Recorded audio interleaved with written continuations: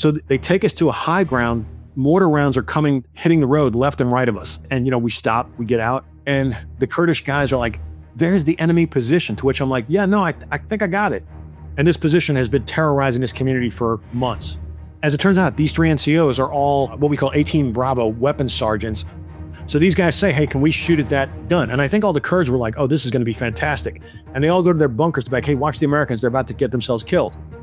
So these 3 guys, they do their calculations, they fire their first round, and it's off, as is normal. Within seconds, the enemy gun fires back. But the American crew is not flinching, and they are doing their adjustments. They're making calls, with the belief that I can do it more accurately and faster than that guy can do it.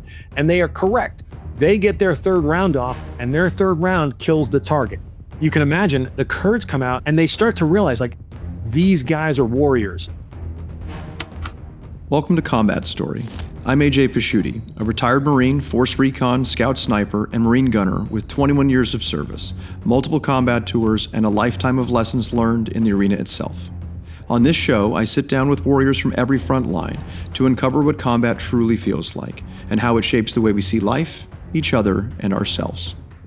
This is Combat Story. Today on Combat Story, we're joined by Lieutenant Colonel Mark Grdovic, U.S. Army Special Forces retired. A Green Beret who spent 23 years in uniform, including 19 in Special Forces, leading missions most will never hear about. Before the 2003 Iraq invasion, a covert effort unfolded in the north, Special Forces and CIA working alongside the Iraqi Kurdish resistance to build a second front. It wasn't just firepower, it was purpose, a singular mission that demanded that trust, patience, and precision worked across cultural lines, language barriers, and competing agendas, solving problem after problem in the shadows, and fighting to make it all work when the margin for error was 0. Mark was there, and he tells that missing chapter in his book, Those Who Face Death. I really enjoyed this conversation as I found it a masterclass in unconventional warfare, and I think you will too.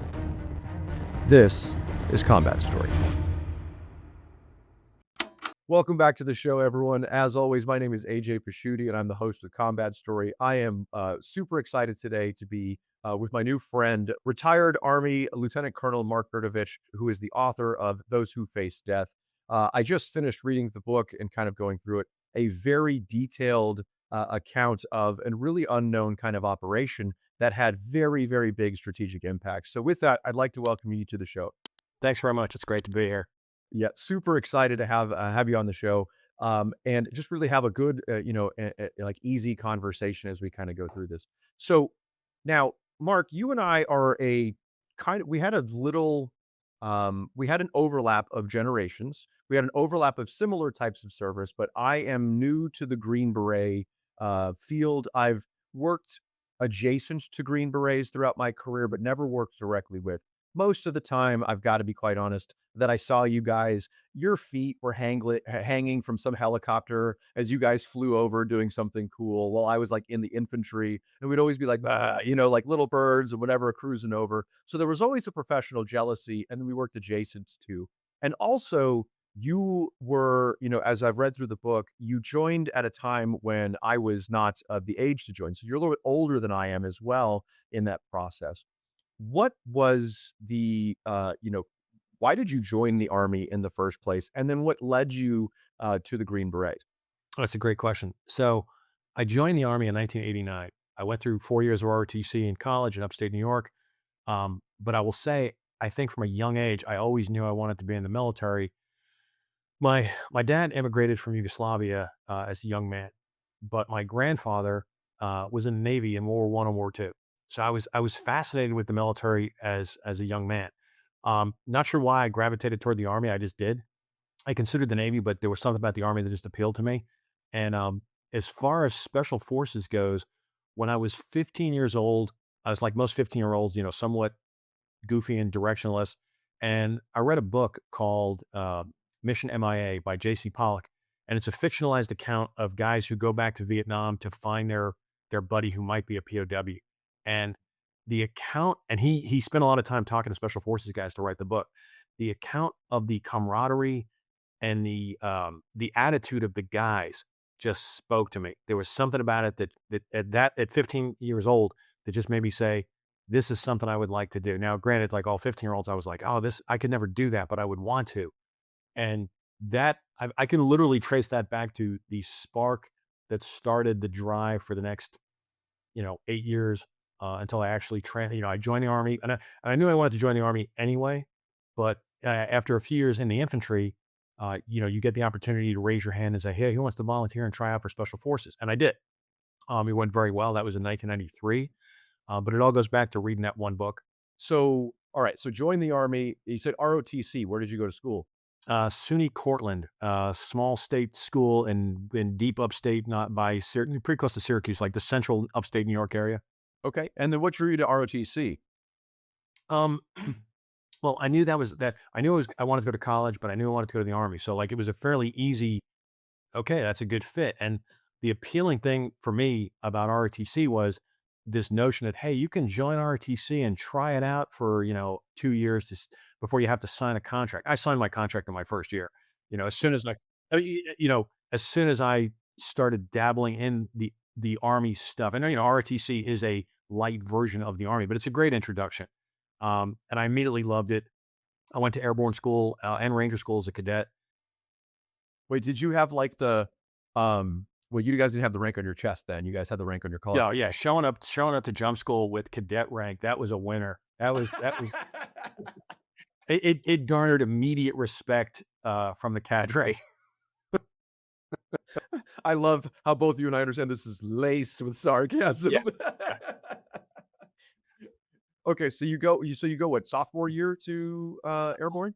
I went after freshman year at airborne school, and then they don't do this anymore, but they used to allow some cadets to go to Ranger school. I went to Ranger school after my junior year, which was a really interesting experience. It went well. I What? survived. And then came back and finished up. So by the time you graduate, college, you are airborne qualified and you're tabbed? Yeah. Wow.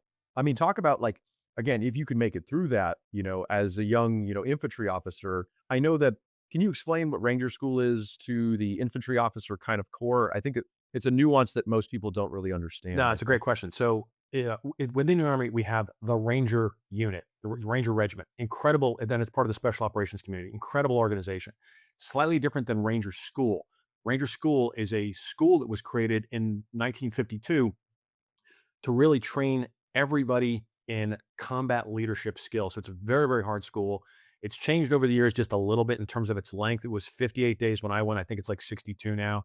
It's traditionally had multiple phases, like it has a Fort Benning phase, then it has a mountain phase, a jungle phase. It used to have a desert phase.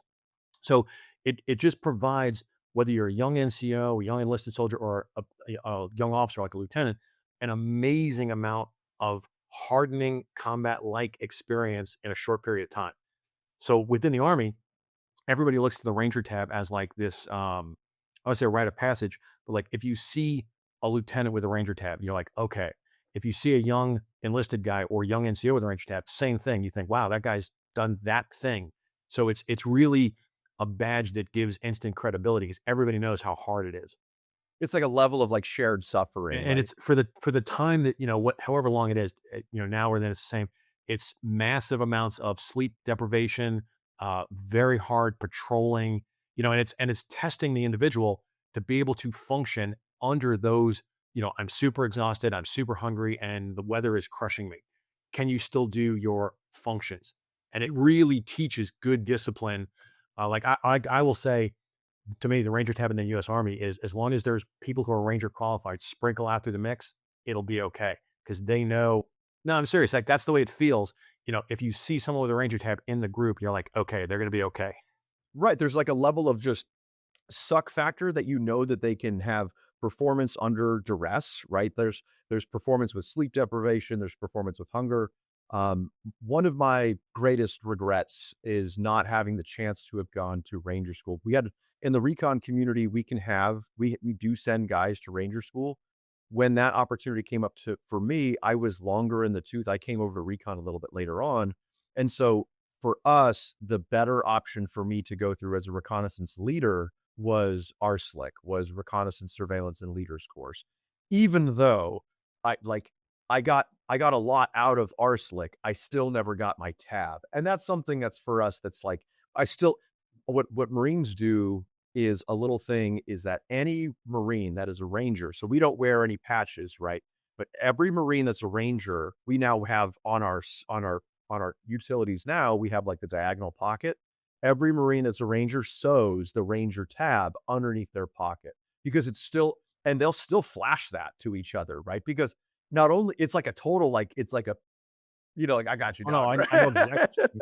That's not a new thing. That's been going on for decades. The Navy SEAL community does the same thing. Like, if you're Ranger qualified, even though if you don't get to officially wear the tab in your service's uniform, there's still this like bona fides amongst guys who've been to Ranger school. Oh, man, they're making me regret it now. I had a buddy who was getting ready for Ranger school, and he was like, as he was getting ready for Ranger school, all he was doing, like, I was preparing for RSLIC and he was preparing for Ranger school. So I'm like studying all this knowledge and he is eating. All he was doing, like, his everyone gave him like all the preparatory stuff. I'm like, yeah, I know your knowledge. Just make sure you put on an extra 10 to 15 pounds before you Mhm. go to Ranger school was his big thing. Yeah, I mean, I probably lost at least 20, if not 25 Yeah. pounds while I was there. And that's And as normal. as a college kid, Yeah, you're I was like, probably 170 pounds when I did that. "Oh, man, that's great." Okay, cool. So you go through Ranger school, earn your tab and your jump wing qualifier or airborne Yeah. qualified, and then you graduate college. Where is your first unit inside of the Army?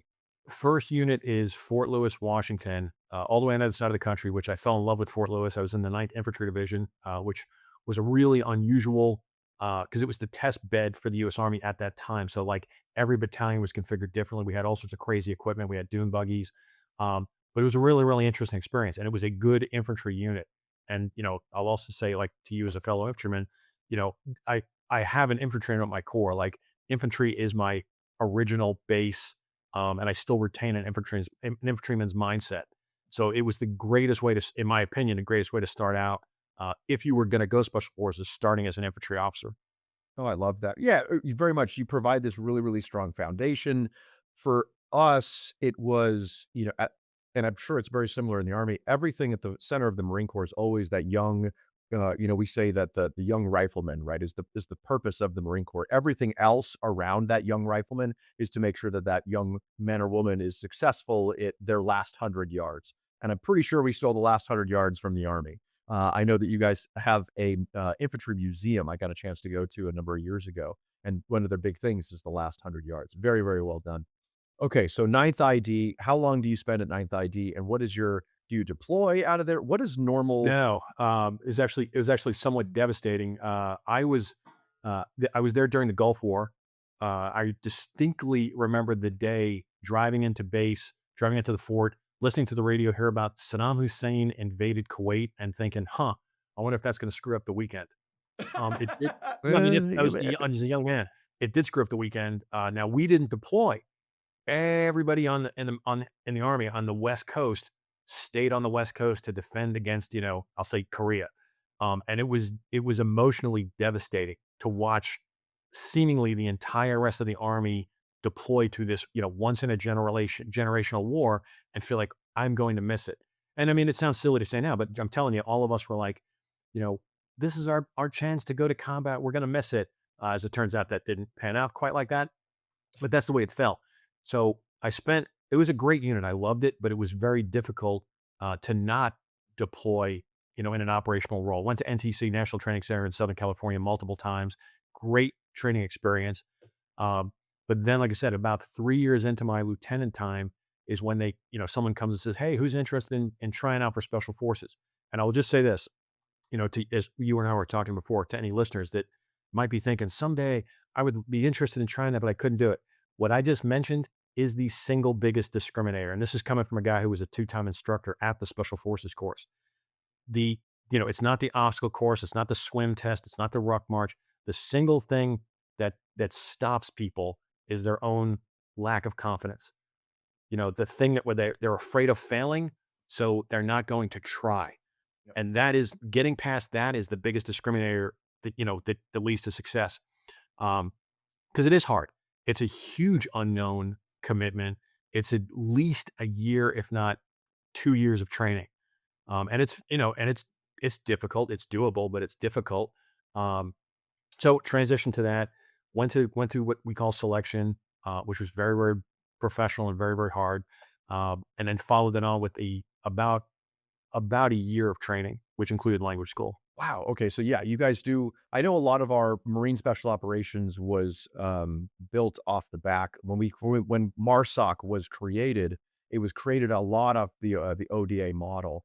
Um, and I can't speak to that super well because I didn't go to the MARSOC route. I stayed in the traditional reconnaissance, what we would consider traditional special operations. So force recon and recon, what we would kind of would identify it as we're a special operations that works for the Marine Corps, where MARSOC is special operations that works for SOCOM. It's just a delineation for us, and it depends. People's own. It's almost, I would assume, between staying at the Ranger battalions or going to the ODAs, essentially kind of keeping different bosses at some level. So what did your MOS transition to? What is the MOS for an infantry officer, first of all? We call it 11 Alpha. 11 Alpha. Okay. Yeah. Alpha is usually the designator for officers and branches. And like, so 11 is infantry. Special Forces is 18 series as we call it. So I became an 18 Alpha. So I went to the Special Forces course. In the Special Forces course, it's really neat because this is where we're a little bit different than some of the other special operations forces. We break apart and we go through individual training. So like everybody on a Special Forces team doesn't have the same training. We're very, very specifically different so that when you put us together as a team, we have a wide array of capabilities. So we have guys who are trained as weapons guys. We have communicators. We have the greatest medics in the world. We have engineer demolition specialists. We have intelligence specialists, and we have operations specialists. And then we have the officer. So, there's two of every, we call them MOSs, military occupational specialties, 2 medics, 2 engineers, 2 weapons guys, and 2 communicators. And then 1 intelligence officer, one intelligence NCO, 1 ops NCO, who's the NCOIC. And then we also have a warrant officer as the assistant detachment commander. So that makes up our 12-person model. It's a very unique structure because, again, we all have very, very different training. But the training is specifically intended to allow us, like I'm talking 60 years ago when they came up with the model, it was designed to enable us to operate in fairly remote, if not denied territory, meaning we don't need a lot of support because we can do things for the most part ourselves and operate independently. That's the entire backbone of the ODA, Operational Detachment Alpha. That's what we call Special Forces teams. That's the backbone of their structure. So as an officer, you go through specialized officer training, a pretty heavy emphasis on planning, and you have to get exposed to each one of the skills because you have to know a little bit about them to be able to employ them. So, yeah, and it's actually really neat because most of the other special operations forces, whether they be Rangers, Navy SEALs, even MARSOC, most of their training is they're all going through the same training. It's very, very good. It's very, very hard. This training course, unless you're a medic, it's probably about 6 months. So it's a month of selection, 6 months of normal training. On that normal training, 3 months will be that specialty skill training. And then medics hang around for about another 6 months of specialized training because their training is just unbelievable. And then everybody goes to some variety of language school after that. I'll say generally language school is about 6 months. Okay. So like, And where is your language school at? Is it Monterey? No. It's we determined years ago that if we compressed language school, we could do the same thing they do in Monterey in a year. We could just do it in 6 months. Yeah, it's a challenge to say the least because it doesn't, learning a language is a really, really hard skill. And if you compress it, it does compress the results, unfortunately. But they do that because they didn't want to have to send guys to a year-long training somewhere else. So they have a massive language laboratory, if you will, at Fort Bragg. And everybody now, you get your assignment. Like I was assigned to I'm going to go to 10 Special Forces Group. The Special Forces groups, the units, are all regionally oriented and focused. So 10th Special Forces Group is the one that was focused on Europe. So now I'm going to get assigned a European language, and mine was Russian. And then we have guys getting trained in Spanish, Arabic. It's in some cases some of the harder languages like Chinese or even like Persian, Farsi, or Swahili. We spent a lot of time training guys in various Afghan-related languages in the last 20 years. I'm not sure if we're doing a tremendous amount of that now, But so everybody at least gets some exposure to a language skill that hopefully will help them when they go to their operational assignment. Love that. Wow. Okay. And then so you're having to learn this language on top of your new skill set, right? Of being, an ODA, are you a captain at this point? Okay. Oh, so now a captain. So you've got some infantry time under your belt. To your point of kind of missing the fight, I think with the, Operation Desert Shield and then Desert Storm, that's kind of where I see a lot of that happened in the Marines a whole bunch. You guys had the combat infantry badge and the Combat action badge. combat action badge. We have the combat action ribbon, and that's associated across the Navy and the Marines. And it's really tough. It's so hard. I don't know if I agree with it or not because what it does is it separates people into have and have nots. And sometimes it's really not their choice. Or actually all the time, not their choice, right? Is like a different unit got called. And it's super hard for being a young man or woman this is the pinnacle of their existence is to go and do their job, right? And then they can't do it. And then it's constantly thrown on them. It's a really hard place for people to exist. And fortunately for us, the combat action ribbon is only worn when you're wearing your dress uniform or your service uniform. So we don't see it in your normal utilities and stuff like that. Okay, so now you're going out and you get assigned, you said 10th Special Forces Group? Yeah, and I was really lucky because 10th Special Forces Group has one of its battalions is forward stationed. I was fortunate to get assigned to that forward station battalion in Stuttgart, Germany. Could not have been a better first assignment. Being overseas, you just get more experience. It's just a better experience. And I spent 4 years doing that. Absolutely loved it. It was fantastic. And that's taking us through now if I'm mathing in public, that's kind of taking us through some of the Kosovo timelines, Yeah. kind So of into that time frame. I was on the first wave that went into Bosnia. Did 2 Bosnia rotations, and Bosnia was we came late to Bosnia. It was really a UN issue for several years until we got involved. And if you met someone who was from the UN peacekeeping forces, that was actually pretty rough times. Like they were in the middle of active fighting. When we finally showed up in 95, it was pretty benign. It looked terrible. Everything was actually still rubbled and, you could tell there was fighting here recently. But when we got there, it was largely a peacekeeping effort in a very complex environment. So that was really cool. Did that for a few years. And you're right, that did take us up to Kosovo in 99. I didn't actually deploy to Kosovo. That's when I left the unit.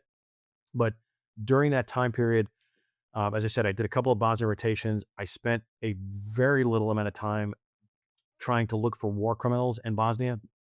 Um, and then I also got involved in multiple crisis response operations in Africa, conducting non-combatant, what we call NEOs, non-combatant evacuation operations in Liberia. Uh, Spun up for about 4 more that didn't get executed. Did the Liberia one, which is actually very significant in 96. So that kind of encompasses, that was the bulk of my team time.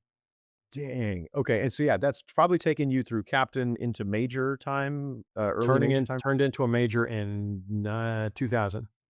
Okay, alright. So, alright, now, I mean, the question of the hour is, where were you on 9/11? Yeah. So I had just gotten my assignment. I came back from the British Staff College and I'd gotten an assignment to 10th Group proper at Fort Carson, Colorado. Ah, And I was going to go to the 3rd Battalion. And that was great. I was very happy to go back to 10th Group. I will say I was a little bit, I was very happy to get back to 10th Group, but I felt like, the guys in Stuttgart do all the interesting stuff. The guys in Colorado do a lot of good training, but they don't do operational stuff. So okay. I took command of a company in 3rd Battalion. I want to say it was on 9 September 2001. Oh my gosh. So I was convinced it was going to be a very boring assignment. It was. Woof. Yeah, right, yeah. And I'm okay. I'll tell you this one crazy anecdote. It was a different time back then. So when I assumed company command, one of the things that happened was the supply sergeant had me sign for all of our lawn maintenance equipment. And I was confused. I was like, what are you talking about? And he goes, oh, well, Wednesday is lawn maintenance day here. Everybody stops what they're doing and everybody, I was signed for like 20 lawnmowers, 20 weed whackers. And I'm just going to tell you, I was shocked. First, I was shocked when I saw that because I couldn't believe like we're actually having special forces guys stop to cut the lawn on a Wednesday. Yeah. Um, Go through when years of training to yeah, be right. like And the like, grass ninja, yeah, right? and somebody had said to me, I don't know if you guys do this in the Marine Corps, but like the regular Army has a thing called sergeant's time where they block off like a little bit of time, to let sergeants still be sergeants. And the guy said, he goes, "Oh, but Thursday morning is still sergeant's time," which I thought in Stuttgart, every day is sergeant's time. Yeah, but isn't here or there. But so when 9/11 happened, literally a couple of days later, one of the first actions I took was I turned to the supply sergeant and said, "Hey, you can go put a lock on that shed door. We're done with lawn maintenance. That's not happening anymore." I love And that. even then, I think people still didn't believe me. They're like, "Well, we'll see." I was like, "No, no, trust me. We're not spending, Wednesday cutting the grass anymore." And Yeah, things changed overnight, obviously. so let's talk about that. So I was a kid, right, when 9/11 happened. I was a senior in high school when 9/11 happened. So my experience was significantly different than yours.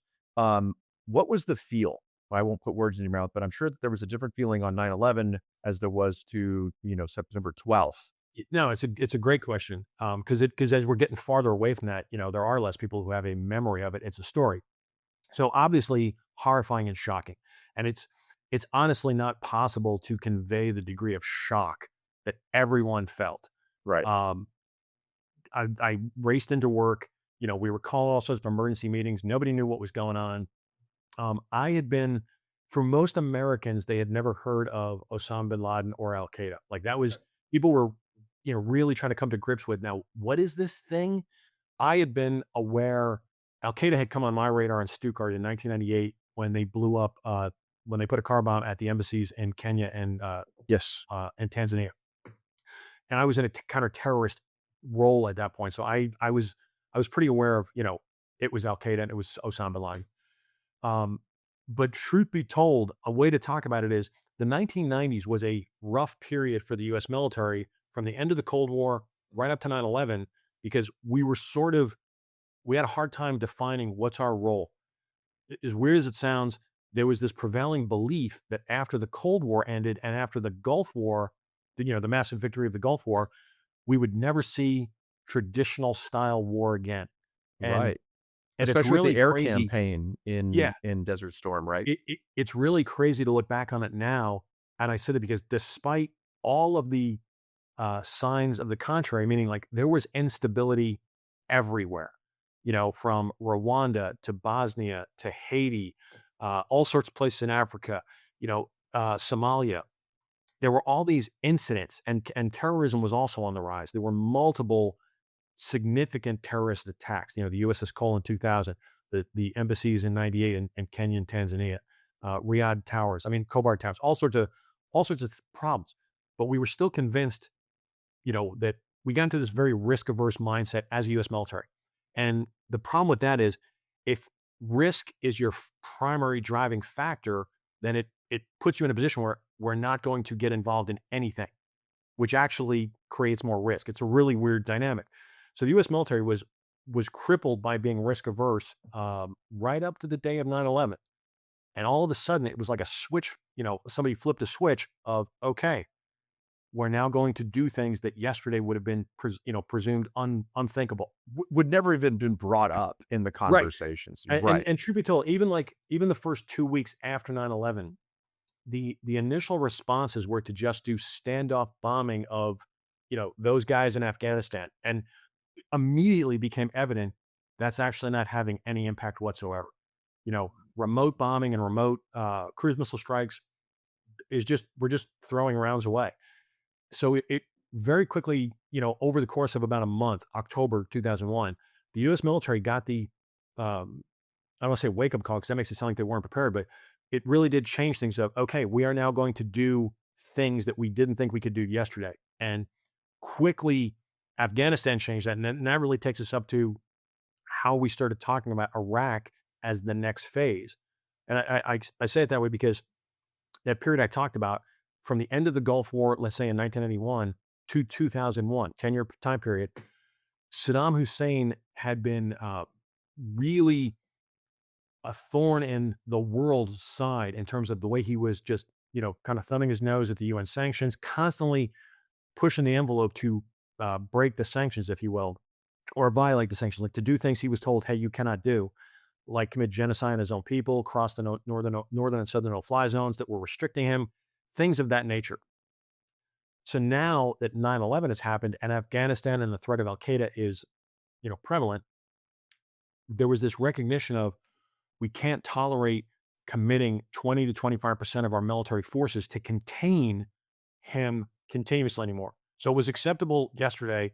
Today, it's no longer acceptable. And right or wrong, that was at least the thought calculus of the U.S. government and the U.S. military. Keeping in mind for any listeners, the trauma of 9/11, um, it did put us in a degree of shock. So like if someone historically is looking back at decision making and say, hey, I can't believe they did this, I can't believe that, I would offer up, keep that in the back of your mind that we were in a state of mental shock that did impact our decision making. It made us a bit more jumpy, if you will. So, I can elaborate on it, but that was truly the first the genesis of we might need to remove Saddam as a continued threat so we can free up our military and not continue to just, have him burning up 25% of our military to contain him as a problem. Right. And then there was also, you mentioned in your book, and I'm interested, this is just fascinating because I was a kid when eventually I joined. I was like 18 years old. I had no idea why we were going where we were going. You're a major at, 10 Special Forces group, right? So like you have a lot more information of what's happening at this time frame. All that's really a blur to me. The track door opened up for me, and that's where I was supposed to run, right? Like that's kind of the extent of my Yeah, understanding. you're the version of me in 1990 that heard on the radio, and I'm like, huh, where is Kuwait? Sounds like it's in the Yeah, Middle East. right. Exactly. No concept of anything. Yeah, So you mentioned a little bit of the kind of lead up to it, and there was a conference that you were at. It's 2002, was it? What I yeah, found interesting about that was the players in the room kind of deciding how things were going to go, but also some of the reasons that I think that the American public doesn't understand of what Saddam was trying to do with embroil, and I'll let you kind of finish the story, but it felt like almost bring in, an Arab versus, Israeli kind of conflict. Am I correct in that kind of? Well, Saddam, as a horrible person, but as a strategist, he was very very good, and he was a survivor. He knew how to survive as a dictator. So like he did some things during the Gulf War, sort of what you're alluding to, where he baited the Israelis to intervene, knowing that if the Israelis join the fight, it will break our coalition of Arab countries that were with us, which at that time included Egypt, Saudi Arabia, and Kuwait. Um, that's not exactly the case in the 2002 time period, but he is. This is the best way to describe Saddam Hussein. When people, not to go down too far down the road of, did he have weapons of mass destruction? Did he not? So for the 10 years from the Gulf War to 9/11, he he certainly um, gave the impression that he was violating sanctions and continuing to pursue his weapons program. Now, there's evidence that says that's wrong. There's evidence that says that's right. But the point is, he kept a facade because he needed the population to think he was um, standing up against the West, and he also needed Iran to think that. So, again, whether it's accurate or not, he was portraying it that it was accurate, in a very smart way. Because if he had complied, his population probably would have started to have taken more power from him, if not overthrown him. They had just finished a brutal 8-year war with Iran, so Iran was always his prominent threat on his border that he was afraid of. So he had to portray a degree of strength, and he was excellent at threading that needle, like pushing us to the point where we wouldn't take significant action. Like we would bomb for people who weren't around and don't remember it, we routinely bombed Iraq once a month for 10 years. Like, some event would take place, we would drop a couple of bombs and everybody would go back to their corners and claim some degree of victory. He would always say that we bombed, a civilian target. We would say it was a good target. And this dance went on for the better part of 10 years. At some point, he kicks the weapons inspectors out of the country. So we legitimately do not know. We have no one fulfilling the UN mandate to check if he is pursuing his weapons of mass destruction program. And again, I'll just stress, his use of weapons of mass destruction is not theoretical; it's historical. Especially against the people that you ended up working Yeah, with. Kurds and the Syrian, or excuse me, not Syrians, the Shia in the south. Mhm, mhm. In 1988 was the most prevalent chemical attack that killed 5,000 civilians. But he literally has used chemical agents in warfare at least 2 to 3 dozen times. And frankly, the most successful use of chemical warfare in combat is the Iraqi forces against Iranian forces during the Iraq and Iran war in the southern part of their country. So again, it's not a theoretical thing; it's a historical thing that this guy has had the capability and he's very willing to use it. So that impacts the U.S.'s decision making, whether it was flawed or not. But that was always on our mind. Well, I think that provides a lot of context, really. I think that this thing that I struggle with and struggled with when I was in service was I think a lot of the American public or the media wants a black and white. And I think that there's so much gray, there's so much nuance.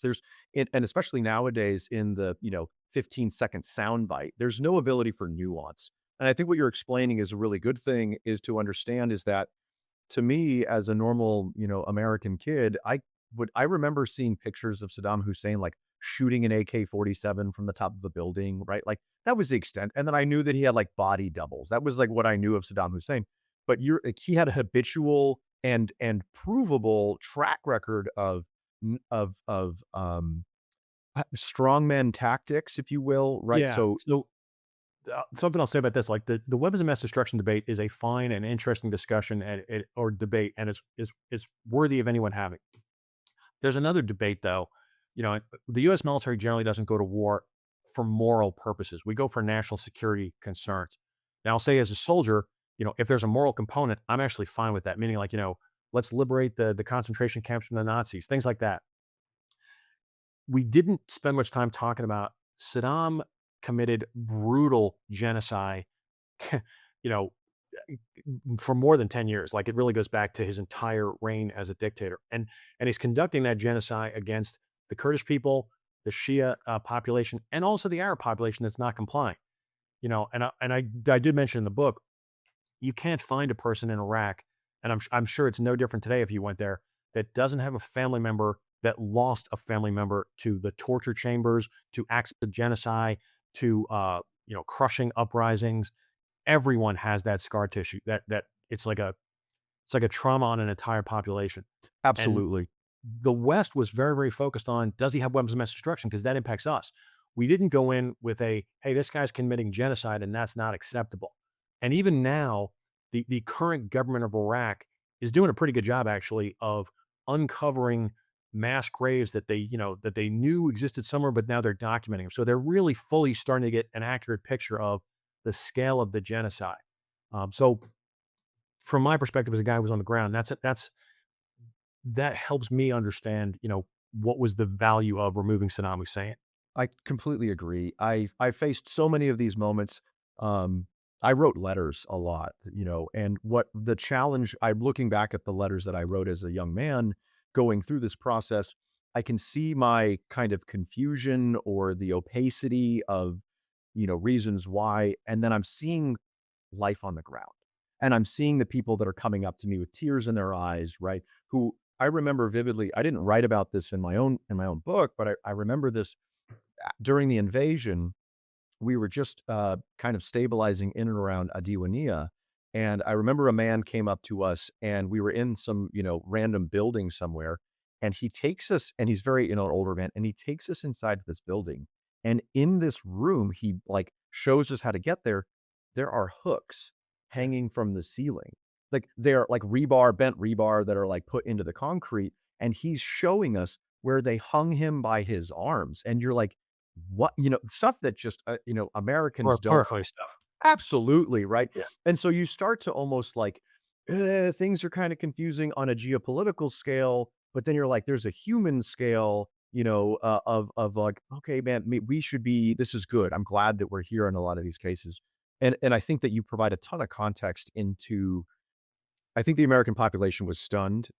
I'm not going to speak for the entire United States, but I think that they just, as you said, didn't know about Al Qaeda. They didn't know much about Saddam Hussein. They knew of them at some cursory level, but as far as this habitual long form practice, that there was a lot more that, the United States decided to go to war with Iraq or invade Iraq at the time than just weapons of mass destruction. I think that there was a lot more of a breadcrumb trail to there.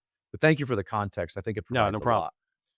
So what was this like leading up? So now, um, as you know, 2002 timeframe, probably getting towards later 2002, we've probably classified sections of we know that things are going to happen. What does that process look like for you Yeah, guys? well, so you had mentioned one of I was called to a planning meeting in at U.S. CENTCOM headquarters in Tampa, to get, as we say, read on to the war plan. So I traveled down there. I'm a young major. I'm the ops officer for, I'm the operations officer for one of the battalions. And I now get told, hey, we think we're going to invade Iraq, and here's sort of the plan, and here's your piece of it. And it's a pretty significant emotional event, to hear that, hey, we're going to conduct an invasion, and you're going to do this piece of it. Um, Again, we're fighting Afghanistan at the same time. So that's Like, actually also pulling CENTCOM, same command in multiple directions. Um, and the problem is there is a war plan for Iraq, but it's 10 years old. It's the war plan that was part of the Gulf War, as we call Desert Storm. The US military that was around when that was written no longer exists. And what I mean is the US military in 2002 is literally half the size it was in 1990. So this great war plan, makes it sound like, okay, take your 25 divisions and continue to attack north. Well, the US military doesn't have 25 divisions. So the plan is largely irrelevant, if you will. So, I mean, it is because, like, you know, it wasn't realistic. So they have to struggle with, okay, well, then how do we do this? And I get into it a little bit more in the book, like the math of this. But they develop multiple plans. The first one's grossly unrealistic. It's because it's planning with forces that don't exist. Four times the number of forces that we don't have. The next plan is ridiculously light. One division could do this. That's an insane prospect. But it went around for a while, people talking about it. They land in the middle, what we actually called hybrid, where we decided we're going to invade this country with 7 divisions. And, from a military perspective, Saddam has 25 divisions. So normally the attacker has a 3-to-1 3-to-1 ratio overmatch. Yeah. over, yeah, our ratio is now the other way. We're attacking with a much, much smaller force. So it doesn't make a tremendous amount of sense. And there's always people who are like, well, because of our air power, it's going to be disproportionate. It's going to be great. There's problems with that thinking. So now from my perspective, though, the special operations role, and there's so much goodness to talk about that. Like, it's hard for the conventional planners to really come up with good stuff for special operations forces to do because they're not sure. And I say it this way, like, what should we do with the Air Force? Well, we should, secure the air. We should secure the skies. We should fight his Air Force if he has one. What should we do with the Navy? It's pretty obvious. It's not obvious what to do with special operations. It takes a different degree of vision and insight. So for me, they did know we want you to work with the Kurds up north and open up a second front, which makes complete sense because with a smaller force, we do want to force Saddam's military to fight in 2 directions. And 60% of his existing military is actually still north of Baghdad. Baghdad's dead center of the country. So if our main attacking force is going to come from the south, yes, it would be ideal if we could keep most of his forces north of Baghdad so that we don't have to fight them all at the same time. So that's loosely my mission. There's some other aspects that CENTCOM didn't fully understand what it would take to do that. And this goes back to that risk-averse mindset from the 90s I talked about, where they want me to open a second front, but they also want me to kind of stay in a very limited geographic area. And those two things don't really go together. Absolutely, especially when you're a smaller force, as you described very eloquently, especially pre-engagement or line of departure for everybody, you don't have the aviation assets of which we are traditionally tied to, right? So there's a lot of Yeah. limiting factors for you. So for your listeners, let me give you a perspective again of what's going through my mind as I'm told, hey, we need you special forces guys to open up a second front with the Kurds. Okay, I kind of get that. So that means however we get there, we will operate isolated in denied territory, meaning once we're in, we might be able to get out, we might not be able to get out, but we're not going to have lines of communications. We're not going to have medevac. We're not going to have close air support. We're not going to have resupply. We're not going to have a QRF. So like you're on your own. Okay, I got it. Some other complicating factors that are worth noting. So as I said, I was from 10 Special Forces Group. We're the European focused group. Right. Iraq is not our habitual area. But that's because the guys that would work Iraq are now tied up in Afghanistan. Oh, I didn't think about that. Yeah. So, okay, so now we're now getting an area that is not, I would say, not familiar to us, but that's not completely true because 10 Special Forces Group actually did work in northern Iraq during the Gulf War in what was called Operation Provide Comfort. Assisting the refugees flowing out and building and really working the refugee situation with the Kurds. So there was at least some geographic and cultural exposure to the Kurdish communities and the terrain in northern Iraq, and which ended in 1996. We did it from 91 to 96. But so, okay, this is now our new focus. We're going to do this. It's not lost on me that the US government has, you know, I'm going to use the term betrayed because it's actually pretty accurate. We have betrayed the Kurdish community 3 times in the recent past: 1975, 1991, and 1996. Would you mind going into those a little bit? Yeah. So, so there's been multiple times in our past where the US government secretly either supported the Kurds, like we did in 1975, where we were supporting them and they were fighting against Saddam at that time. It's Cold War stuff. It's confusing. In 1991, at the conclusion of the Gulf War, President Bush made some statements of, take matters into your own hands. Your freedom is at hand. And everybody assumed that meant if we rise up, the United States will support us. We did not. They rose up and they were slaughtered. That led to the establishment of the no-fly zones, meaning if Saddam can't fly aircraft, at least in these enclaves, maybe that will give the people there a chance. And again, in 1996, there was another uprising that the Kurds will tell you, we, the United States government, insinuated that they should do it. The US government still says, no, we didn't do that. They misunderstood us. But the bottom line is Saddam exercised his capacity to spot a coup, crushed the uprising. I mean, literally thousands of Kurds and Shias were killed. And that's when the United States footprint that was CIA and special forces that was in northern Iraq, mostly for intelligence collection and humanitarian monitoring, evacuated. We evacuated because Saddam now pushed into those regions, demonstrating his sovereign control. So I go back 1975, 1991, and 1996, we have let them down. Right. So my mission now is to go back in 2002/3 and say, hey, I got a great offer. How would you guys feel about rising up and we'll support you? And that's my challenge. To make matters worse, the 2 main Kurdish factions, which are called the KDP, the Kurdish Democratic Party, and the Patriotic Union of Kurdistan, the PUK, just finished a civil war with each other. They broke out into a civil war after the 1996 collapse, and they had been fighting with each other for the last 3 to 4 years. So they're in a very fragile ceasefire. So they don't get along. If that's not complicated enough, I'm supposed to work with the one that's called the PUK, which is actually even south of the no-fly zone. And the no-fly zone is not really even an issue anymore because we're not really enforcing it, but people still speak of it. They think of it.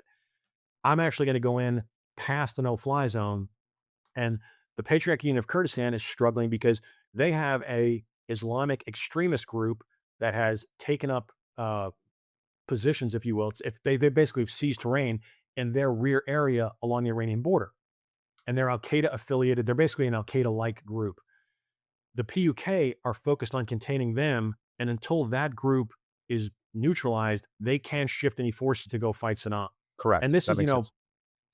this is not Saddam's making, but Saddam does Benefit?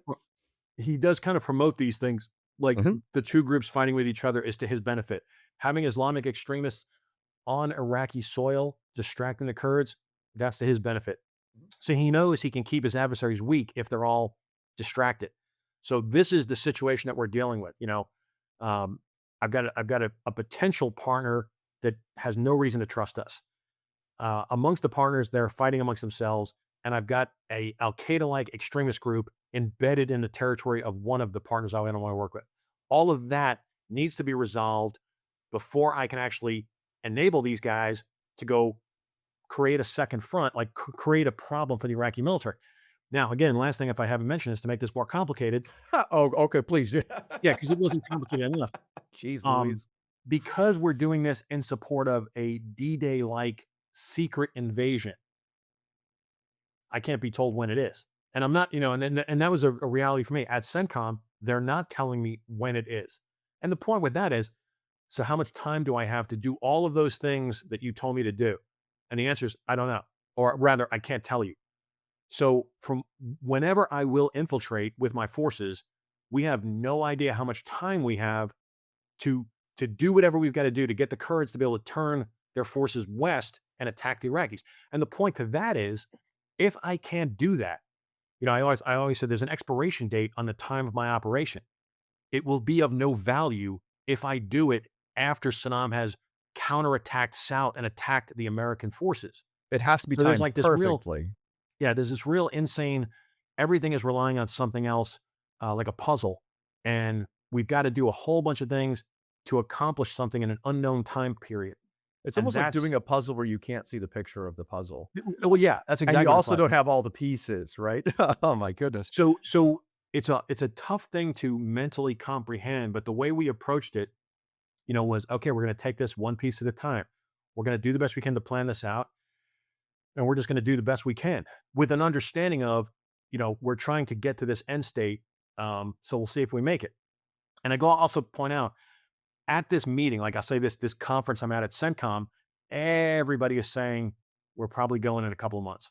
Now we don't go for 8 or 9 more months. Mm. But that's another goofy thing to explain, that one, the stress on all of the guys and their families, because we were constantly being told, hey, don't tell anybody, but it's this weekend. And the mental stress of that is really hard to convey. The other thing was, should I take this seriously and only plan for another 3 weeks here? Or should I plan as if I have unlimited time? I'm talking back at Fort Carson. We fortunately did approach that as, let's keep planning as if we had more time. So I had a whole team of guys that kept planning out, what are we going to do next month for training? And subsequently, because we had 8 months to prepare, we did a tremendous amount of training. We never stopped training, and we fit a ton of really, really important skills that made us prepared. When we finally got the word to go in 8 months, everybody talks about it. I talk to guys now and they still talk about that. Like, we were getting to a point where I'm not sure what else we're going to train on. Like, we had trained so hard, and I'm sure you've seen this in your time in the Marine Corps too. Like, you can't sustain that level Very much so. of intensity of training. There's We a had point of kept it, diminishing returns at some yeah, level, and right? that's we were right there. We had been training so hard for like 8 months, and we were constantly coming up with really good, innovative ideas of what next. Whether it was training on foreign weapons, training on non-standard vehicles, training on, we went to language. We put everybody through 2 weeks of language training, to Arabic, Turkish, and Kurdish. We did massive medical training, fire support training, close air support training, cultural orientation from university professors about the Kurdish Middle East. Which Training is on Stinger. distinctly different, right? So Yeah. from Oh, yeah. Americans learning the nuances between Shia, Sunni, Oh, no, Kurdish, yeah. right? So, like, we were not going in like naive tourists. Like, our guys were very astute and aware of what is going on. Like, what is important to the people here. What are their challenges? That's huge. A lot of chemical warfare training, decontamination training. We actually, to give you an idea too about, hey, money wasn't quite flowing yet because we were still the Army of the 1990s. So, like, we literally got on buses from Fort Carson and took the 16-hour bus ride to Fort Leonard Wood, Missouri, to go into live chemical agent training. And, like, if anybody's like, wow, that sounds really cool. Okay, let me explain. 16-hour bus ride. You get off the bus.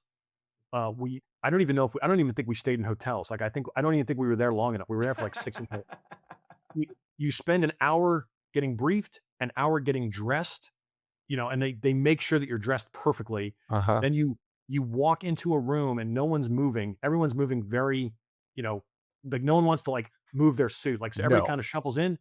There's some meters that tell you that there is chemical agent in this room, but you have no way of really knowing that. You do some jumping jacks, and then you go out and you spend an hour deconning yourself and getting Decontaminating. out of your clothes, and then we get back on the buses. And Not these are very, also like, it's tough because like these are high functioning, highly motivated human beings. And the one thing I've learned about, really any human being, but especially in the special operations community, is they do not like their time wasted. They do not like being jerked around. So I'm imagining a 16-hour bus ride followed by 3 hours of shenanigans to like get back on the bus. And then being a leader in that group, my goodness. we'll make fun of it, but we will say everybody though then, okay, we all have confidence in the equipment now. We've been exposed to live chemical agent, because we really did. Honestly, if you had asked me before we went in, are we going to see some degree of a chemical attack? Oh, My answer would have 100%. been yeah. 100%. We were fully expecting that. 100%. But so that Wow. gives you an idea of what the preparation period looked like. We put guys through an incredibly regimented, appropriately so, planning period where we wrote an order, we gave it to our subordinates, and I talked about it in the book because I'm very, very proud of this, that we did it. I didn't have perfect information, but I Yes. wasn't going to wait until I had perfect information to write my perfect order. I wrote my order and gave the planning time back to my subordinates. Myself and the battalion commander, Lieutenant Colonel Tovo at the time, we spent hours sitting with each team, talking to them, getting them mind right that, do you understand what I need you to do? And what I mean by that is there is a little bit of a tendency that, teams are excited about this mission. Like they're not excited, but they're very concerned about it. They're taking it very, very seriously. And we want to make sure they're not giving us a yes, sir answer. If they don't understand something or they're not comfortable, I need them to look me in the face and go, I don't understand what you're asking me to do. Well, that's going to And come out in the wash very, very quickly, right? If they do not have a full depth and breadth of well, understanding. a lot of it has to do with if our leadership style.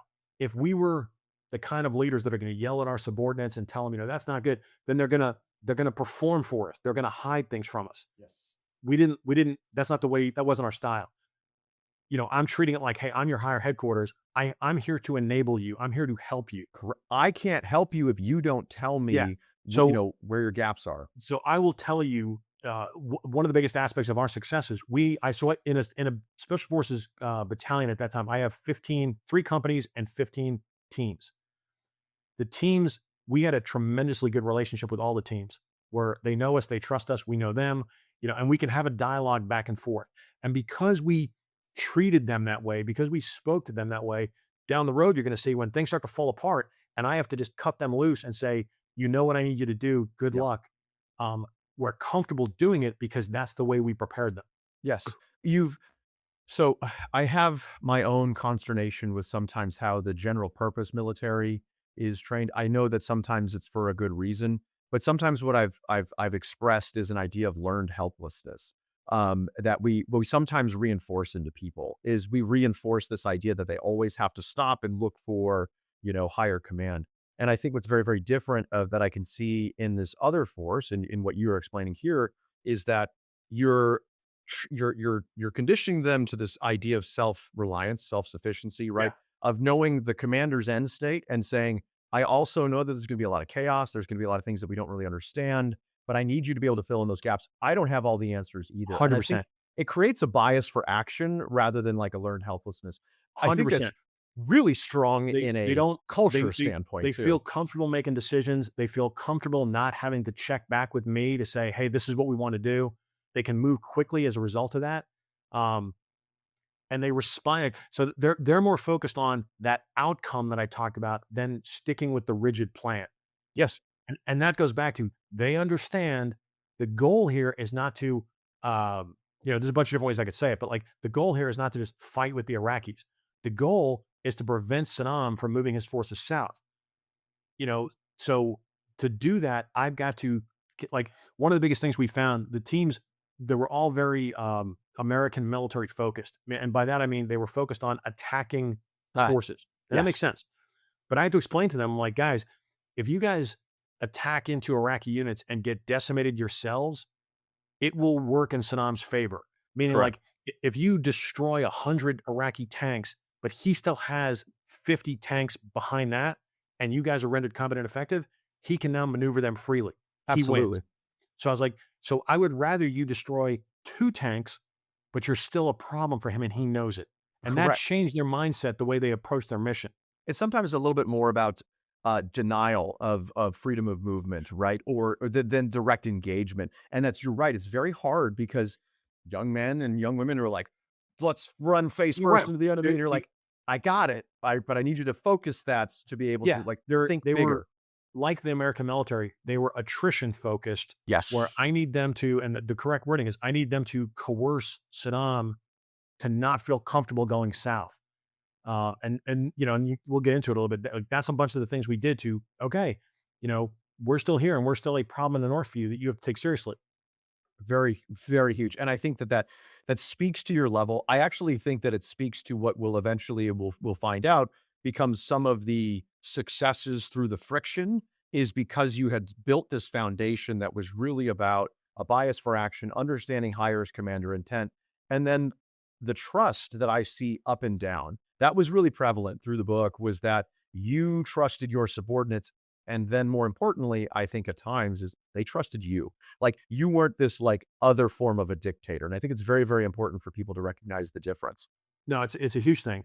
Some of it has to do with, I had served with these guys, many of them in Stuttgart when I was a younger guy. So like we really legitimately knew these guys and we knew each other. But I will tell all military leaders, this, that like, hey, what I just described, if you aspire to that, you can't just flip a switch and do it when it's combat. You have to live this way in garrison. Like, so if you're not going to empower your subordinates and trust your subordinates and raise them to make decisions when it's normal, you're not going to be able to do it under duress. 100%. 100%. It's almost like that muscle memory, right? Is you have to, there's some really good quotes in here that I highlighted later on and we'll definitely get to. So because I want to talk about, because I love that you're a planner. I love that you're an operations officer. You're the first operations officer that I've had the chance to interview. What I love about detailed planners is their ability to really, really know every single in and out of the plan, also knowing full well that the enemy gets a vote and that the plan will ultimately change, but not being so tied to this plan that we always have to go back to it. It just allows this ability for fluidity. There are some units that I've worked with that had this model or this moniker that they used to say was, they'd be like, whatever, man, flex on the X. And I'm like, yeah, that's great. And I totally understand that. But they would use that term and that ideology as a reason or as a justification to not go into detailed planning. Yeah. That's funny you said it, because that's one of my pet peeves with some of my officer peers, that over the last 20 years, we've used a lot of technology that, well, I'm going to say it this way. It's a terrible way to say it, but I can micromanage guys with all the communications equipment we have now. So why do I need to, no one says this, but I don't need to give good planning on the front end, because I can just give my advice on the back end en route. And that's a complete failure of leadership. That's terrible, because truth be told, the challenge for the leaders, whether it's NCOs or officers, I'm going to use the term commander's intent vision. The military is paying me to be a psychic. They're paying me to predict what's going to need to be done. And that's really, really hard, because you don't have perfect information. And if we get these leaders that are raised to think, well, I'll make a decision once I have it, when it's obvious, that's a failure of leadership. So, leaders all need to embrace that this is your job. It's to give guidance that is useful and makes sense without all the perfect information and in enough time that enables your subordinates to do something with it. Getting older hits you in these little ambushes you don't see coming. One day you wake up and the knees sound like you're stepping on a bag of pretzels. Recovery takes longer than the workout itself, and the hairline, well, it starts its own retrograde operation. I've felt all of that, especially after years of wear and tear overseas and in training, which is exactly why I'm obsessed with Bubs Naturals. Not because someone handed me a script, but because it actually helped me feel like I took some ground back. Most people don't realize this, but somewhere in your mid-20s, your body quietly starts producing less collagen every year. And collagen is basically the connective tissue of your life. It keeps your joints moving, your skin healthy, your hair and nails strong. Once it drops, you feel it. Bubs collagen peptides have been a way to rebuild some of what time, and in my case, the Marine Corps took out of me. My joints hurt less, recovery feels cleaner, and even small things like nails and skin look healthier. It's not magic, it's just replacing what your body stopped making. And it couldn't be easier. I throw 1 scoop into my morning coffee, it dissolves instantly. No grit, no taste, no weird science experiment texture, just coffee that happens to make me feel noticeably better. But here's where Bubs is different from every other supplement company out there. The entire brand is a tribute to Glenn "Bub" Doherty, a Navy SEAL who gave his life saving Americans in Benghazi. Glenn was the kind of guy who dedicated himself to lifting others up, and that ethos is the backbone of this company. They donate 10% of all profits to charity, starting with the Glenn Doherty Memorial Foundation. And they back up that legacy with standards most companies won't even attempt. No sugar, no fillers, no junk. Third-party tested, NSF certified for sport. If you want to live better longer, Bubs is giving our listeners 20% off for a limited time. Just head to bubsnaturals.com and use the code COMBAT at checkout. And after you order, they'll ask you where you heard about them. Please make sure to tell them it was Combat Story. It genuinely supports the show and helps us keep bringing these conversations to you. And now, back to our show. Generationally, I think that was when we had the introduction of drones, and drones were able to, have surveillance over the battlefield.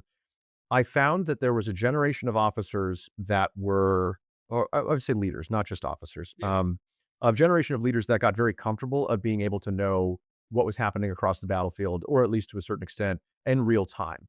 I can only imagine the young men and women that have to kind of deal with it now.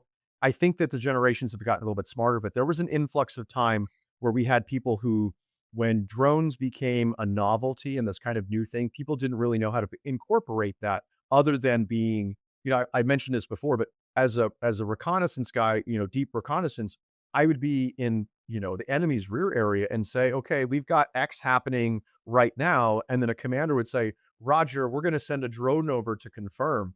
And I look at my team and be like, you don't need to do that. I'm here, I mean, it's legitimately a part of modern officer education to teach them, I don't want to say patience, but also to be aware that, hey, we're giving you the technology that's going to allow you to do a bad job if you'd like. If you want to, no, I'm serious. Like if you are inclined to micromanage, we will give you the technology that will enable that. So it takes discipline to recognize I've got to let my subordinates who are on the ground use their judgment versus me looking at a black and white grainy ISR feed thinking I understand the situation better than that guy does. And absolutely. it's a common pitfall. And it doesn't always come from, malintent. Like, it comes from a good place. So, okay. So now take us in. You guys are now, you had the 8 months of getting everybody kind of ready. What does this look like when you guys have your stepping on the airplane? I want to have 2 questions. What's it like stepping on the airplane? And then what's your first conversation like with your partner nation force? Well, let me back up because there is one thing I want to mention that Oh, that period I'm talking about, the preparation period. We're also really fortunate that we were able to slip in what we call pilot teams. It was a joint CIA Special Forces team. There were 2 of them, one from my battalion, one from my sister battalion, that were able to actually get on the ground, infiltrate northern Iraq, and link back up with the Kurdish factions in October, November okay. of 2002. Once those guys got on the ground, it's a little more complicated than I'm making it, but like I'm now getting intelligence reports of some ground truth. Like they're talking to the Kurdish leadership and saying, this is what they're saying. This is what their objectives are. And I'm getting really good detailed information. So that's huge. As the war is on, off, on, off, on, off, like the United States, we're still not clear, is this going to happen or not? We have another opportunity where we slip one company and 5 teams across the Turkish border. And they augment the 2 teams and the small CIA footprint that's already in country. So let's say it's about 40 people. So that's what we've got in country.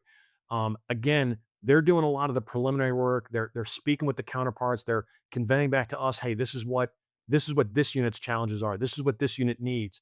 And it's really, really helpful. So when things start to fall apart in a few months and we have to compress everything, the reason, again, we're successful is because of this preliminary effort that we were able to get guys on the ground. It's Smart. huge investment there. So if everything I've described up to this point sounds like, okay, you made a point, it sounds really complicated, it's really confusing. Before we get on the airplane, in December, we start to get word, hey, it sounds like Turkey might be changing their position. Oh, yeah. And by this, I mean, Turkey was going to be our forward staging base. So over the last 6 months, our European command has been acquiring Land Rover vehicles for us and funneling them to an airbase in Turkey. And they've been doing it very, very quietly. It's probably 300 Land Rovers that are sitting on an airbase in Turkey, and all of our ammunition is there, and all of our heavy weapons are there, and a whole bunch of other equipment are there. And the plan is we're going to fly half the teams across the border, and we're going to drive half the teams across the border. But now we just got told Turkey is out. Turkey has changed their opinion, and they're not going to let us use their ground space or their airspace. And we're not going to get our equipment back either. So, yeah. So to your point, we're like, if this didn't feel complicated enough last month, this is what I'm dealing with right now. And frankly, our morale was getting bad that we felt like, as I always use the phrase, like as Saddam is moving his chess pieces, he's doing a very good job because he may have just negated the Northern Front. He may Swath it have right up just there turned this war into a one-front war. by closing that border. Right, completely. And that's kind of what's going on is he's negotiating with Turkey. He's telling them, "Hey, don't trust the Americans. They're not going to, I'm your neighbor."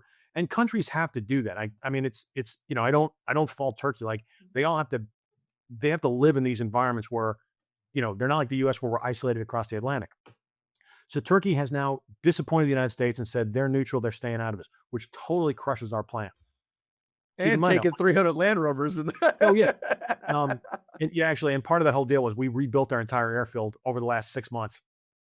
But now I've got that small footprint of guys in country, and we're afraid that may be it. A decision gets made that we're going to now get on planes, and it also feels like, by the way, it also feels like if the war is going to happen, it's going to happen again tomorrow. It's always like Yes. right there. We're So like we feel like late. Yeah. yeah, time is Right. running out. So the decision is made to get us on planes from Colorado and fly us to Romania. And there's, that's an odd choice. Like, why Romania?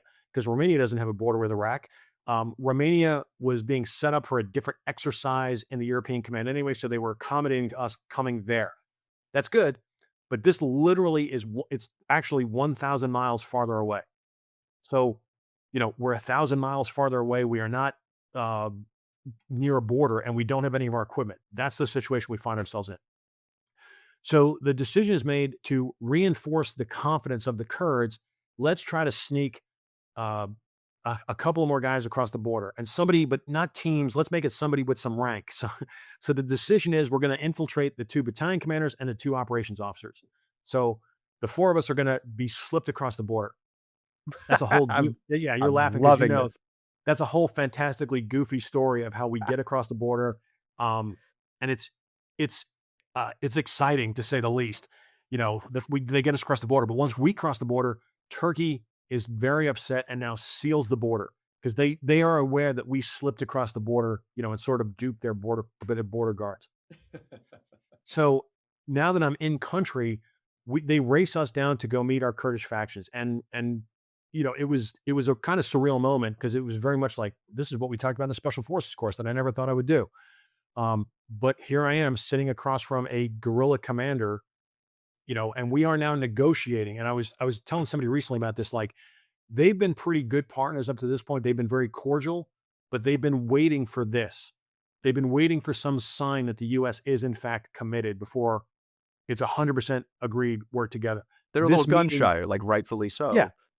this meeting accomplishes that. So we have the meeting. We're utterly exhausted because we've been traveling for the better part of 48 hours, but the meeting goes very, very well. And a lot of that goes back to what I talked about is I understand their concerns. I'm not coming in as the arrogant American. I'm coming in as Yes. somebody saying, I think we have shared equities here. I think we want the same thing. Here's how I think we could go about it. And the meeting ends, we shake hands, we are all on board. I will point out it's kind of interesting. During that meeting, one of the teams, the pilot teams that were on the ground, that had been on the ground for a couple of months, pushes the door open and comes in and says, "Hey, we got to go. There's an Iraqi jet overhead." And, it's accurate. There is an Iraqi fighter jet flying over our heads. And real calmly, we looked at the Kurds and they kind of gave us the look like, yeah, the Iraqis do that from time to time. They just want to see what's going on. And it was really good that we don't have any equipment outside like an American Humvee Jeep or something like, we're blending in and it's a very, very small footprint. So, okay, an Iraqi jet just flew over our position, just checking on us. Okay, no big deal. So, we then go and they want to show us the front lines. Mhm. So they take us to go see, it's good. I can't remember if I said it before. The Al Qaeda affiliated group is called Ansar al Islam. They take us, they dress us in Kurdish clothing. They take us to the 2 hours toward the Iranian border, and they show us those lines. Um, How defined were they? Were they like, was it like a picket line? Were they like dug in, or was it just like pockmarks of like, it's kind of nebulous and it's over there? so when people hear about Iraq, I'm sure a lot of people automatically think, "Oh, flat desert." Yeah, that's not this Iraq. This is honestly the resemblance to the Rocky Mountain National Park is exact. So we go out there, see these beautiful snow-capped mountains. They're about 8,000 feet tall, and the top of the ridge is the Iran-Iraq border. And from where we are, let's say if I have binoculars, I can see the enemy positions. I can make them out, and they're pockmarked. There's an estimated, I want to say, I think we estimated somewhere around 800 fighters in this faction. It's weird to say that because there's two other factions of a different name that are also sort of extremist that are on both of their flanks. But we're not focused on them. We're only focused on this one because they're affiliated with Al Qaeda. But so this is definitely dangerous frontier terrain, if you will. And like I said, we can make it out. It's also worth pointing out, I didn't bring this up again, as if it wasn't complicated enough. So General Colin Powell, who is now the Secretary of State, had come on the UN floor and talked about why we should go to war. And he made his case, very famous speech. Mm-hmm. During that speech, he talked about this group. Now that's awkward because this group, while Saddam is aware of it, it's obviously very different. They're not working together. It's distinct. But he talked about how this group is experimenting with chemical weapons.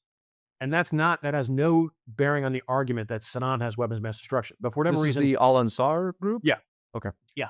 So they had come on the US's radar a year ago because, we had some intelligence reporting that they were experimenting with biological and chemical weapons. That's why they are also interested.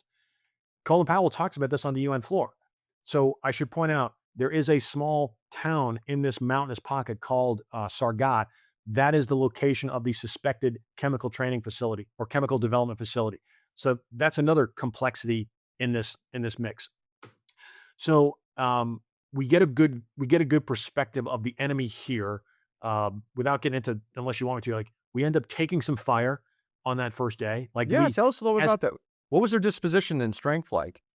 Well, it's me and let's say maybe 15 other Americans, one of the ODAs that was already on the ground, a couple of hundred Kurds, Lieutenant Colonel Tovo and me, we're all dressed like Kurds. You're not flagged at any point. You're just no. We are dressed in Kurdish uniforms. We all have mustaches. We look like Kurds for all intents and purposes.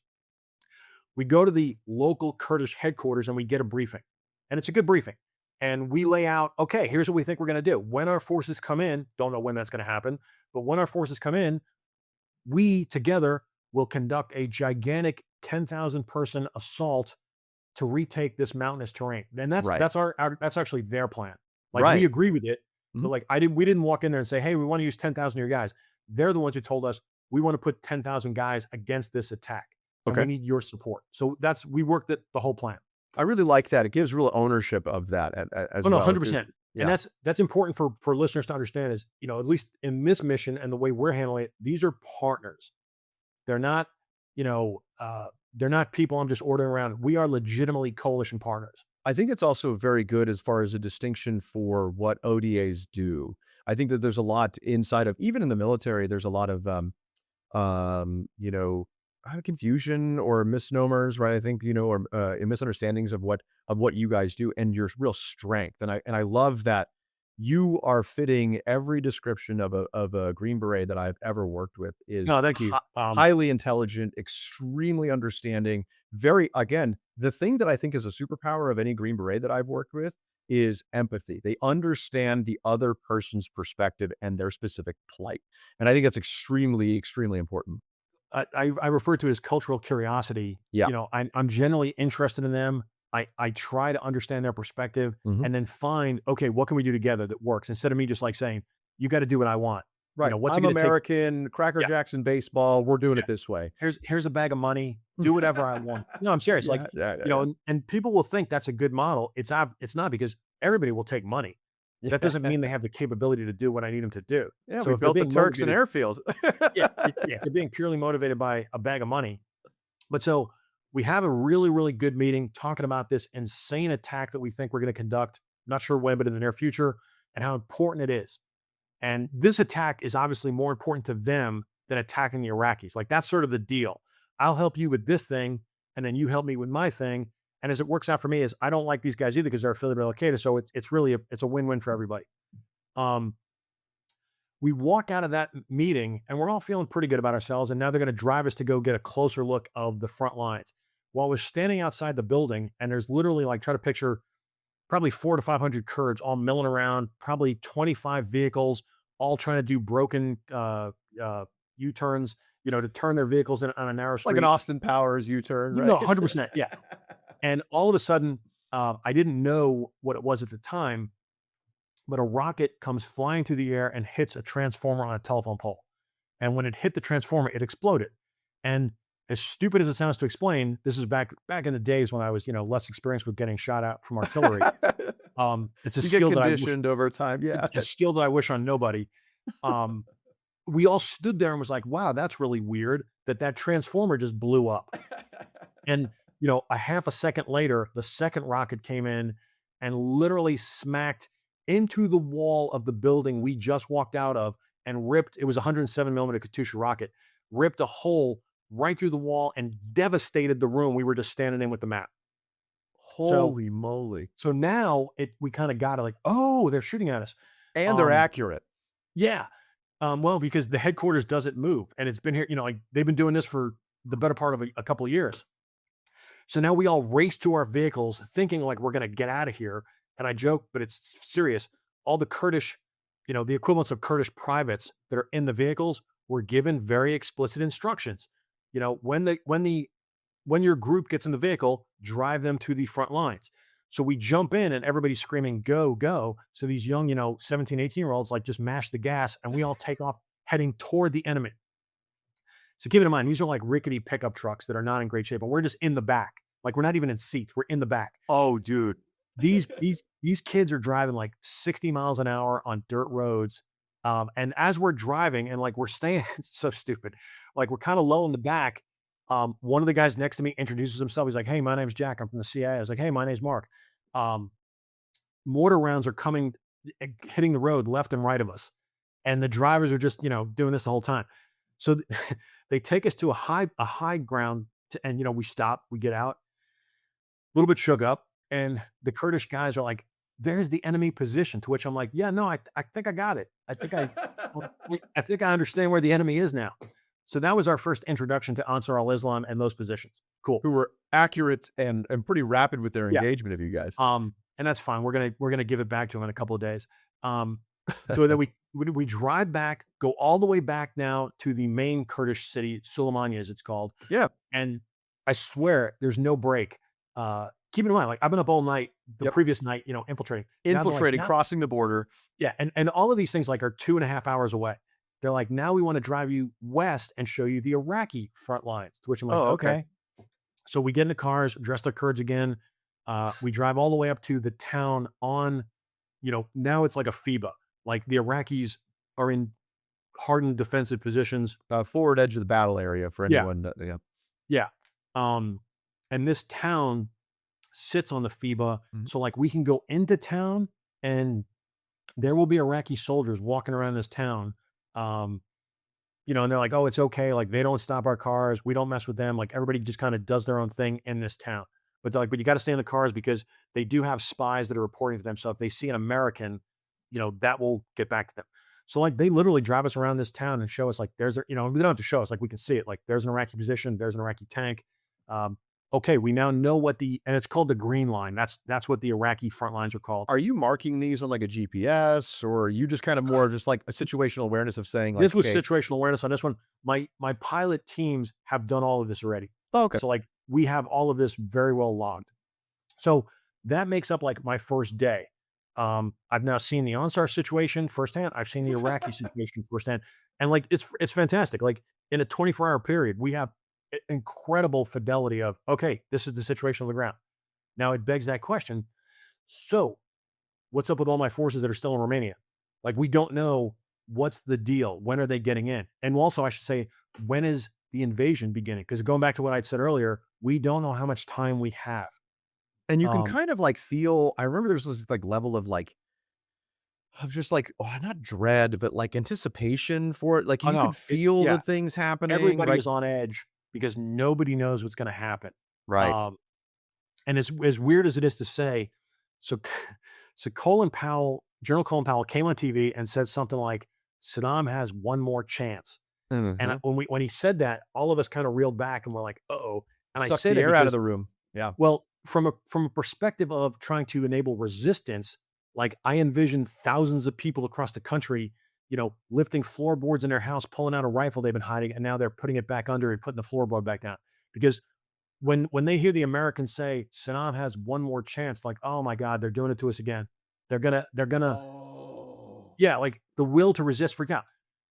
Secretary Rumsfeld then comes on TV and basically does like a Robert De Niro impression where he's like, he's dead, his family dead, and everybody's like back in, the will to resist. It's another at the moment I'm talking about.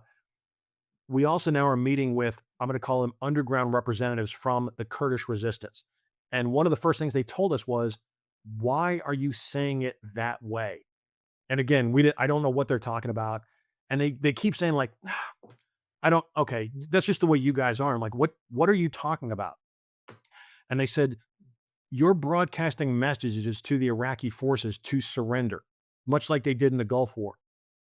And we expected there would be mass surrenders. By the way, we didn't realize that Saddam had taken very smart countermeasures to learn from his Gulf War experience and dissuade people from surrendering. Basically said, I'll kill your entire extended family if anybody surrenders. But now the Kurds are telling us, the Kurdish underground is telling us, hey, the way you guys transmitted that message, you're taunting the Iraqis. And I don't know if it was actually a female or if it was just sort of an effeminate tone. And by effeminate, I mean polite. And they were saying, as that translates into Arabic, it's offensive. It's not offensive to tell a man, I have you at gunpoint, surrender or I'll kill you. They're like, okay, that makes sense. Any self-respecting man can accept that. But if you invite me to consider surrendering, that's the same as calling me a coward. Like yeah, right. It's like, would you Oh. wait, do it, punk, or whatever, like I'm Yeah. thinking like a spaghetti Western, right? Yeah. Unfortunately, we're not like, oh, interesting cultural point. We're like, oh, Yeah. our entire planet is flawed. And they're explaining like no self-respecting man, Whatever. even if he wants to surrender, could do it now because of the way you're making fun of him. And like, because not you really emasculated and him. they couldn't believe that it was an accident. They're like, why do you hate the Iraqis so much? We're like, we don't. And they really thought like, you guys really want to fight with them. We're like, we really don't. So we sent that message back up through our channels that, hey, your messaging campaign is flawed. The grammar and the tone is not having the intended messages. That's why no one is going to surrender. And we actually got a message back from Condoleezza Rice, who was the national security advisor at the time, thanking us for that degree of feedback. What? Okay, yeah. wow. Well, I'm glad they listened, right? Or at least they took the information. They did, but as you'll see later, they're going to overcompensate and apply it incorrectly at the wrong time. And it has the wrong effect. I think American foreign policy is always like the idea of like always double down. Yeah. So going back to your original question about like, we're coming up to the point where our main body is going to infiltrate. The guys back in Romania, our main force back in Romania, they have 6 MC-130s, which are special operations specific cargo aircraft designed to infiltrate people into enemy territory. The fantastic aircraft. It was really designed during the Cold War, and it's probably one of the longest aircrafts in military service because it's such a workhorse. Mm-hmm. But they've got 6 of them, and they know if they don't use them, they're going to lose them and they're going to get reallocated. So they come up with this crazy plan to, hey, let's just put maximum number of guys on these aircraft because humans are the most important thing we have. Let's put maximum numbers of guys on these aircraft, fly them to Jordan, and then from Jordan, we'll fly across the western axis of Iraq, crossing the Iraqi defenses, and we're going to land at 2 airfields that are in the Kurdish regions. Each Kurdish region has an airfield that was built by Saddam during the Iran-Iraq war that's never been used. An aircraft has never landed on it. Interesting. So that's the plan. They load the aircraft up. They try to cross Turkish airspace multiple times over a couple of nights, and they get turned back by Turkish F-16s a couple of times. So finally, they make the decision, fly around Turkey and go to Jordan, and we're going to do this. And when they briefed it, somebody made the comment, man, that is one ugly baby, because it was considered an insanely high-risk option. I believe General Franks, the CENTCOM commander, I've heard in his memoirs, had said this was the hardest decision he made during the entire war. Really? To actually do this. But they do it. So the 6 aircraft go to Jordan. It's like the 23rd of March. Mm-hmm. The ground invasion started tonight. And the way it started for us, like I literally heard about it watching a TV in the CIA's house. I was watching like BBC or something, and it said American forces have just crossed the berm in the south, and all of us were shocked. 20 March 2003. Yeah. Yeah, we were all completely shocked, and we're like, okay, and we're freaking out because now we're like, we're gonna have to. This is what we were afraid of. We're gonna have to do whatever we can do with only 40 of us. So, and we come up with some crazy plans, and like I actually like joking about this. Like to give you an idea of how desperate and crazy they were, for whatever reason, the CIA guys have one AT4, and and I'm like, hey, could I get that AT4? And they're like, yeah. Can you give us some 5.56 ammunition? I'm like, sure. And we make the trade, and I then I take the AT4, which is a medium sized rocket launcher. It's no big deal, and I hand it to one of my ODAs, and I'm like, here, go defend the green line. And they're like, okay. And they move out. Now, we all know that's a ridiculous prospect, but everybody just kind of shrugged their shoulders like, okay, we're going to do the best we can. So at the same time this is going on, like we're basically saying, hey, the Kurds are going to still attack Ansar al-Islam. We're not going to have any of the stuff that we promised them to do it. We're going to give I basically have like 2 ODAs with me. The other ones are in my sister battalion, sister sector battalion. One ODA is going to go with the guys attacking Ansar al-Islam, and one ODA is going to go defend the green line. That's what we're going to try to do. I did not know the infiltration is happening tonight. Right. Like, so we get word, hey, they're doing the ugly baby plan to Jordan. So like, okay, we got to deal with that. So we're gonna receive them on our airfield, and I've got to. This is really interesting to explain because I said I have no vehicles. All the vehicles are in Turkey. Oh my so God. we turn to the Kurds and we're like, I need whatever vehicles you guys can get me. So they come through and they literally get me. This is a true story. My counterpart's like, this is my mother-in-law's vehicle. Please bring it back. I'm like, okay.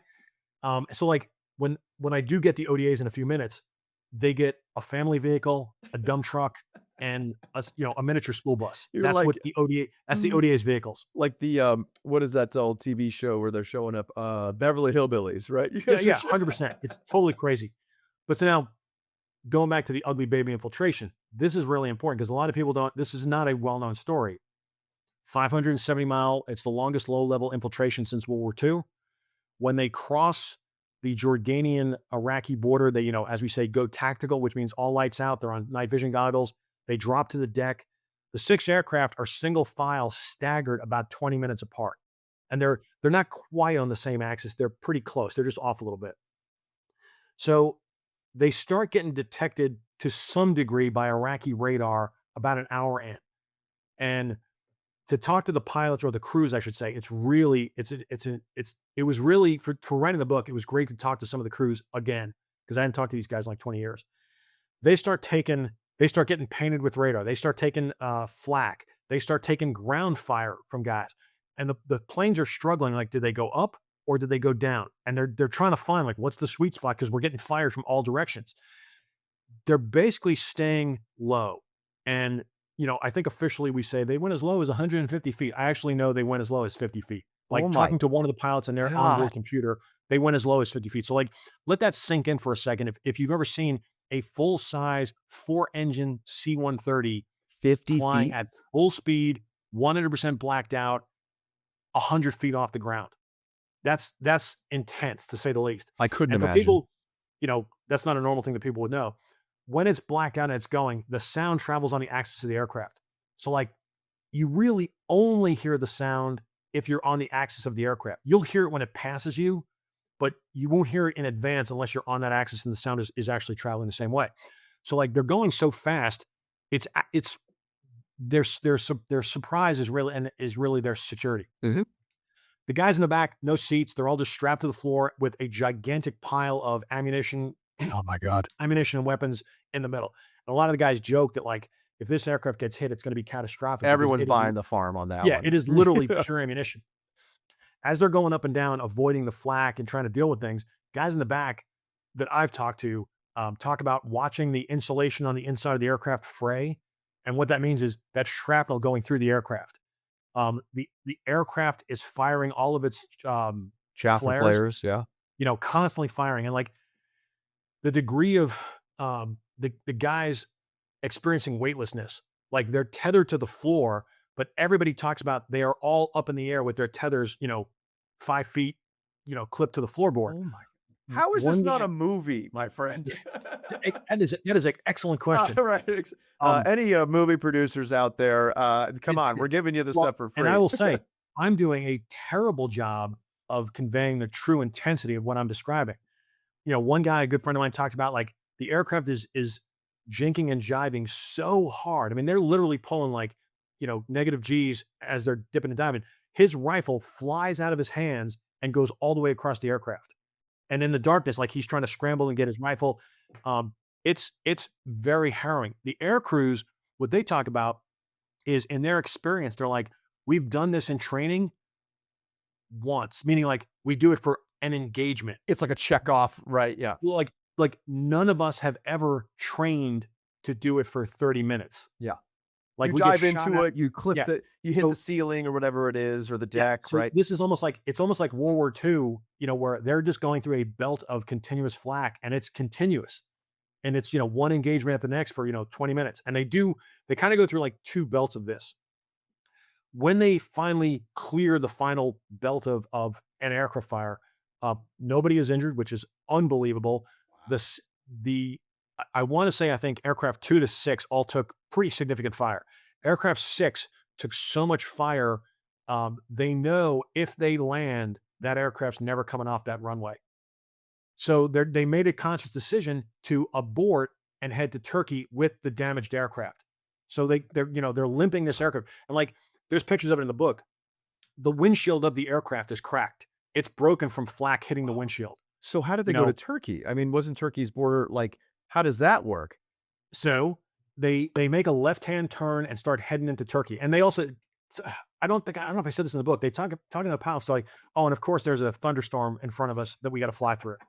Um, All right, why not? Why not? Coming into Turkey, though, as any aircraft, Turkey's like, identify yourself. And they're like, we're aircraft so and so. We are landing at so and so airfield. To which the Turks are like, denied. And then the crew's talking about, we didn't ask permission. We're crashing. It's an emergency landing. Okay, okay. And when they do land, no doubt there's a contingent of Turkish security forces there to deal with the American incursion. Well, I talk about how when the aircraft landed, all the bullet holes in it, fuel is just pouring out Oh of, my of God. the wings, the fuel bladders. And immediately the Turks realize, uh-oh, we've misjudged this. Like Yeah. if the Americans, flew an aircraft through Iraq and it got shot up that badly, we have misjudged their resolve. So I'm quickly, I kind of paraphrase it, but like the Turkey's position was, why didn't you use our airspace? There was a misunderstanding. There was Oh no need yeah, to do yeah, that. yeah, yeah. And they open up the airspace that night. So of the aircraft, 3 land on my airfield, 2 land on my sister battalion's airfield, and the one that aborted was from my sister battalion. So I received the aircraft, blacked out landing, which is a super significant emotional event. Yeah. The aircraft turns, the ramp comes down, the guys come off real quickly, and we shuttle them, off to the side. And then because the emphasis is I got to get this aircraft out of here to prep for the next aircraft that's coming in.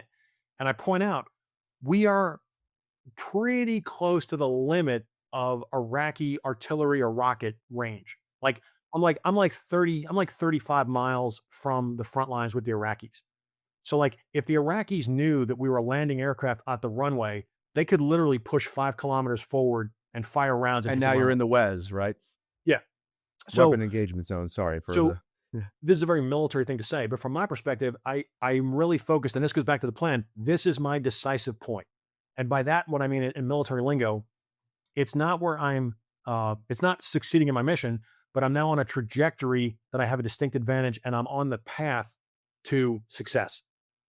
So like what I mean by that is if I can get my teams into country, which is obviously a pretty important part of the plan, and I can disperse them, Saddam's ability to stop me just went to near zero, meaning he can kill me. Like if he kills me tomorrow when the sun comes up, but my teams are dispersed, it's very much like I use the analogy like a virus in a computer because they know what to do and you can't stop them. They're 15 of them have all gone to different locations to link up with Kurdish commanders. Your job at this point has been successful, right? To create that breach and get the forces in, but you need to land them first. Yeah. So so if we do nothing else, I don't succeed. This isn't success for me. But his ability to stop me is greatly diminished if he doesn't stop me right now. And that's my very layman's description of what we call the decisive point. So it was really important to focus on doing this right. So the teams got off the plane. They're all freaked out. I'm like, look, I don't have time to explain this. It's great to see you guys. I haven't seen you in like a month. These vehicles are yours. The driver doesn't speak English, but there was an English speaker here this morning that talked to this guy. He knows where to take you to your Kurdish guerrilla faction leader. Okay. And the teams, I'm telling you, they're all like, okay. I'm like, here's a piece of paper with my Iridium satellite phone number written on it. Get out of here. Call me when you can. And it's actually interesting talking to this because I'm thinking of the team leaders, and I'm still very close friends with a lot of these guys. It's that leadership thing of, I'm not your hire and I want you to report to me and I expect to report every day. This is on you. This is your mission. I trust you guys enough that you tell me what you need or you report to me when you can, but do what you need to do. Are you clear? And every one of them is like, absolutely. Good, go. And now they're going to be on their 3-hour adventure to drive to their remote guerrilla location and meet their guerrilla chief for the first time and get their mission rolling. When the sun comes up, we've gotten 14 of our 15 ODAs have been properly dispersed. I'll say it this way. 5 of the ODAs know, and they knew this months ago back at Fort Carson, they're the guys that are going to do the Ansar al-Islam attack in the mountains. All the other ODAs are focused on the Green Line, and they've all trained for these specific pieces. And now that we're in this compressed timeline and we move out, we're going to probably conduct the Ansar attack in the next couple of days. We don't have the time to do 2 weeks of planning like we had hoped. We're not sure if we're going to have time to do an air campaign that's going to prep the mountains like we had anticipated, but everybody knows their role. And that really sets us up now. I want to say it's like, it's about 24 hours after the invasion started. And at least I've got all my forces here and I've got guys on the Green Line and I've got guys ready to do the Ansar attack. And I make that point. I'm not successful yet. I've just done a lot of stuff that I can't believe it's still working. But now, hey, it was a great night. We infiltrated everybody. Cool. Now all I've got to do is just execute a 10,000 man attack uphill in the mountains in daylight against an entrenched fanatical enemy. And then I can go do my real mission to go attack the Iraqis. And hopefully that will be done in enough time that they have decided to not reposition and counterattack the Americans in the South. Okay, so you guys have now made it on the ground. I mean, what can only be described in my thing is like the great escape, but backwards, right? Is like making your way through enemy anti-air and then ground fire coming in at your C-130s. So getting your teams in, you have, 15, 20 minutes to talk with them, and then before they kick off on where they need to go. So what happens after you're getting, are they all rogering back up on your Iridium and saying like, hey, we reached our position? How does the next 2 days look before you guys cross the line of departure? They either do that, or I can actually see them on, at the time, Blue Force Tracker was a relatively brand new thing. So I can see them on a Blue Force Tracker and know, okay, their Blue Force Trackers are still alive and moving. So, and they're where they're supposed to be. The teams along the Green Line all sort of start to do things to let the Iraqis know something's different. Meaning like they do the best they can to either call some kind of air support when we can get aircraft, which are still very, very limited because aircraft we weren't getting as much aircraft as we expected because Turkey sort of closed their airspace again. But now suddenly the Iraqis on the front line are seeing a difference. Okay, not that big of a difference, but a difference. We then are rushing now to conduct the Ansar attack as fast as we can. And, that's a really weird thing because it's a very serious attack. And we also recognize, like, if we do this wrong, if this goes badly for the Kurds, we're done. Like, they're not, they will be out of the fight and Saddam will be free to do whatever he wants to do.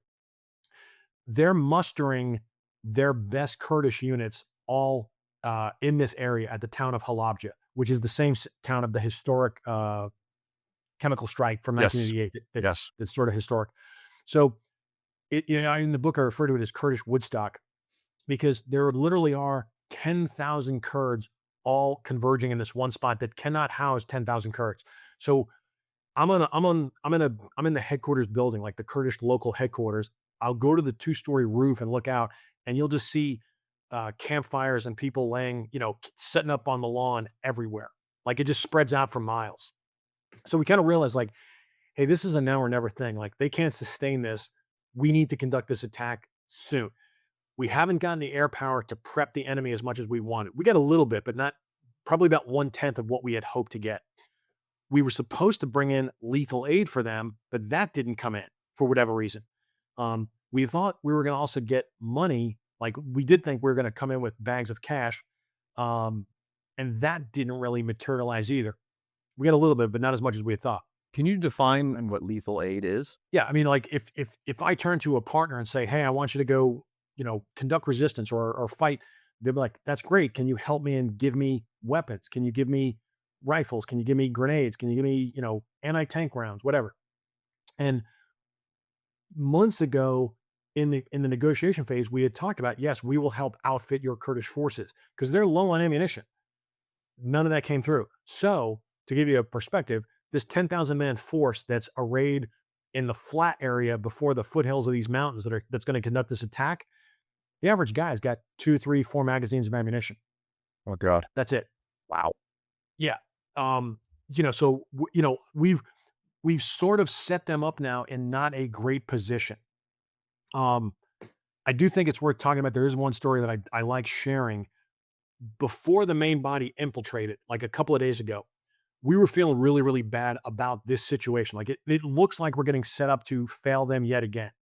So 3 of my NCOs come to me and said, "Hey, can we go visit the front lines?" And by the front lines, they mean the guys who were where I got shot at the other day in the foothills of the mountains. And their point was, we're letting these guys down. We want them to at least see us. And I totally agreed with them. So these 3 NCOs that I've known for a really long time, dressed in Kurdish uniforms, they're going to go out to the front lines and just, assess the units. So they go out there. They come back that evening and they got that look on their face that I am familiar with where they're like, "Okay, let us tell you what happened." And my first thing is everybody okay? And they're like, "Yeah, but we killed some guys today." And again, in my career, war is still a novelty at that point. Like we haven't been doing it for 19 years. So I'm like, "Please explain what happened." They're like, "Well, we were at one of their mortar positions and they were showing us the enemy mortar position on the high ground to their front. And it's the same position that shot at me, the day before at that headquarters building.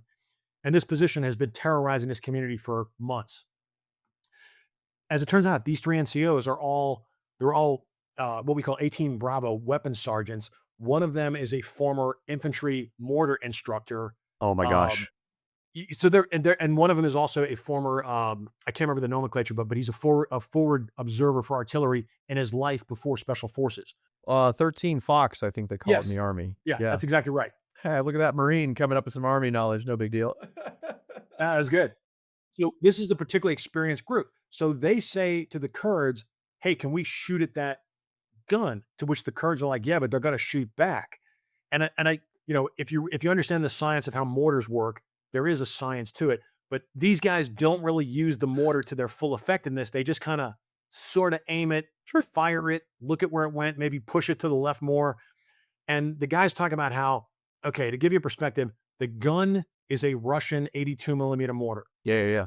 The sight is a Chinese sight. Yep. And it's jerry-rigged onto the mortar with like hose clamps. Love this for you guys. The ammunition is 82 millimeter Iranian ammunition. Well, at least it's 82 millimeters. Yeah. And if for folks who know how mortars work, there's a thing called cheese charges.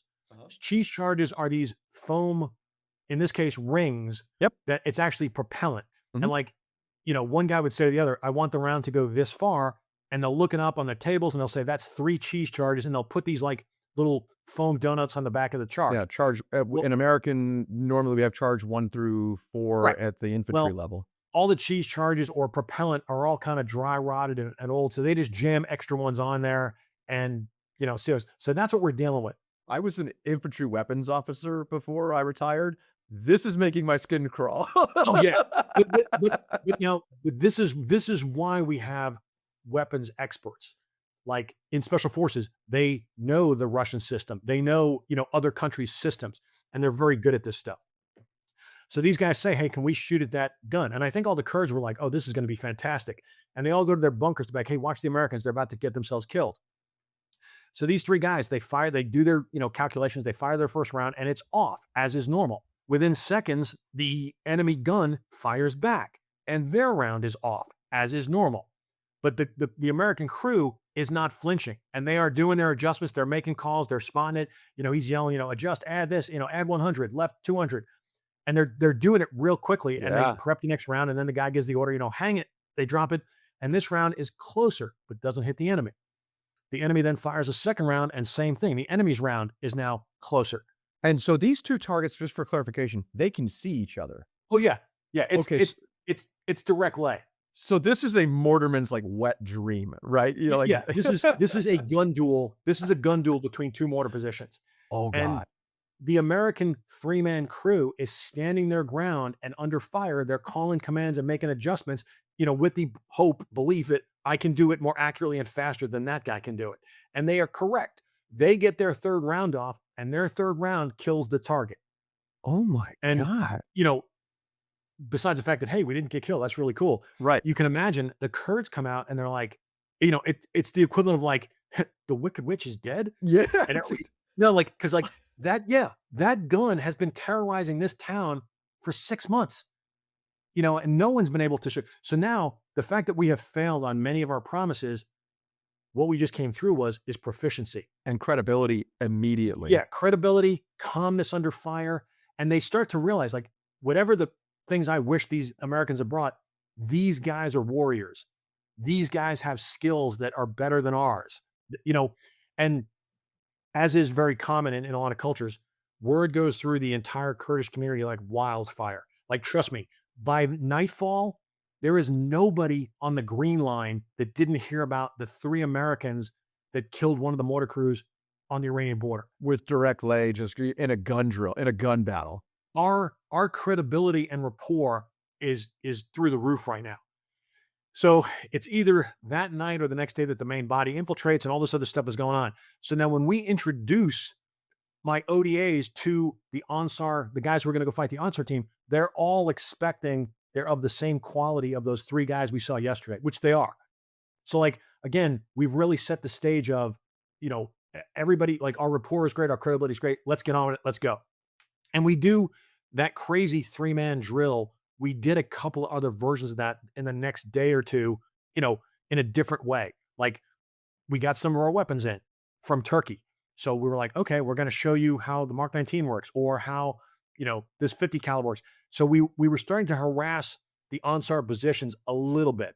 And that was helping guys, like, I don't say break the ice, but, we call them almost like confidence operations.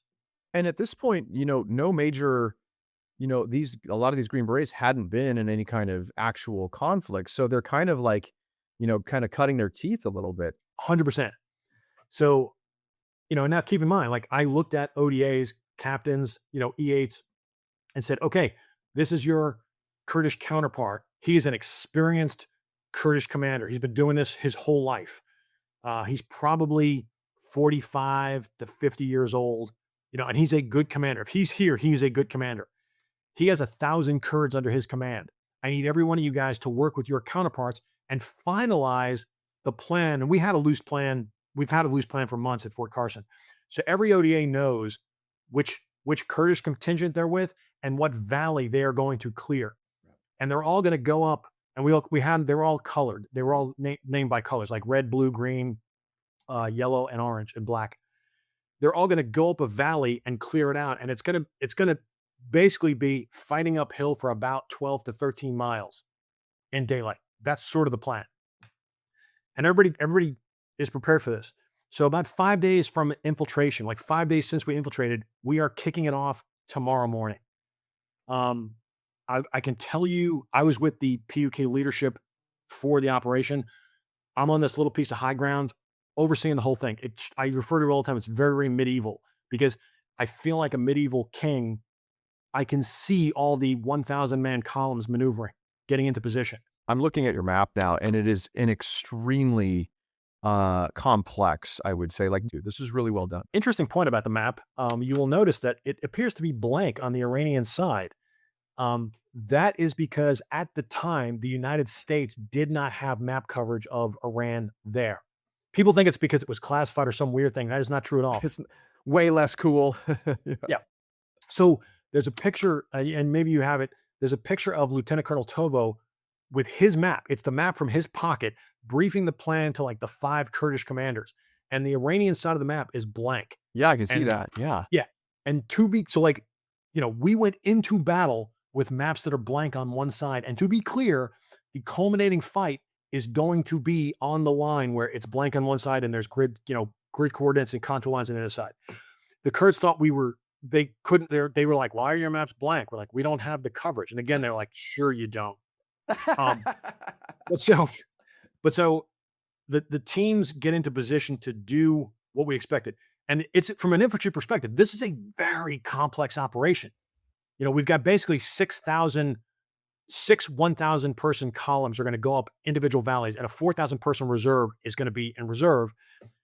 Because of the compressed timeline, we built 2 American mortar crews with our own American 81 millimeter mortars that we had brought in.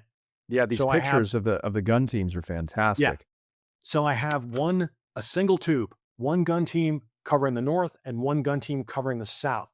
And that at least gives me some sense of, okay, on the worst situation, if I don't have air support, I'll at least have 81 millimeter mortar fire, which is something. The day before we kicked off the attack, a delivery of lethal aid actually arrived from the Air Force, which was a godsend, and we distributed it real quickly. So that was kind of a nice surprise. But the thing I'll say is, so the attack kicked off at dawn. It kicked off surprisingly efficient. I would not have thought 6,000 people could have all crossed what we call a line of departure simultaneously. They did. Like it was shocking how proficient they were in maneuvering their forces and controlling them. So I have a question for you. With the intricacy of this movement, right? This attack that you guys are starting. What was your communication structure like, and how did you maintain the element of surprise, or was there an element of surprise? There's no element of surprise. There's because it's a frontal attack. You're speaking the Marines' language at this point. That's all we ever do is a frontal attack. In my upbringing as an infantry officer, I was told at Fort Benning during like your culmination planning exercise, if you plan a frontal attack, you fail. We will fail you. But there's only a frontal attack. There's no other option. Sure. Can't go through Iran. You can't come from the north, right? Can't definitely come from the south. So the teams have their own radios.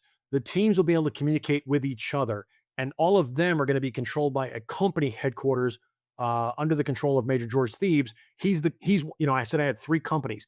This is his company's mission.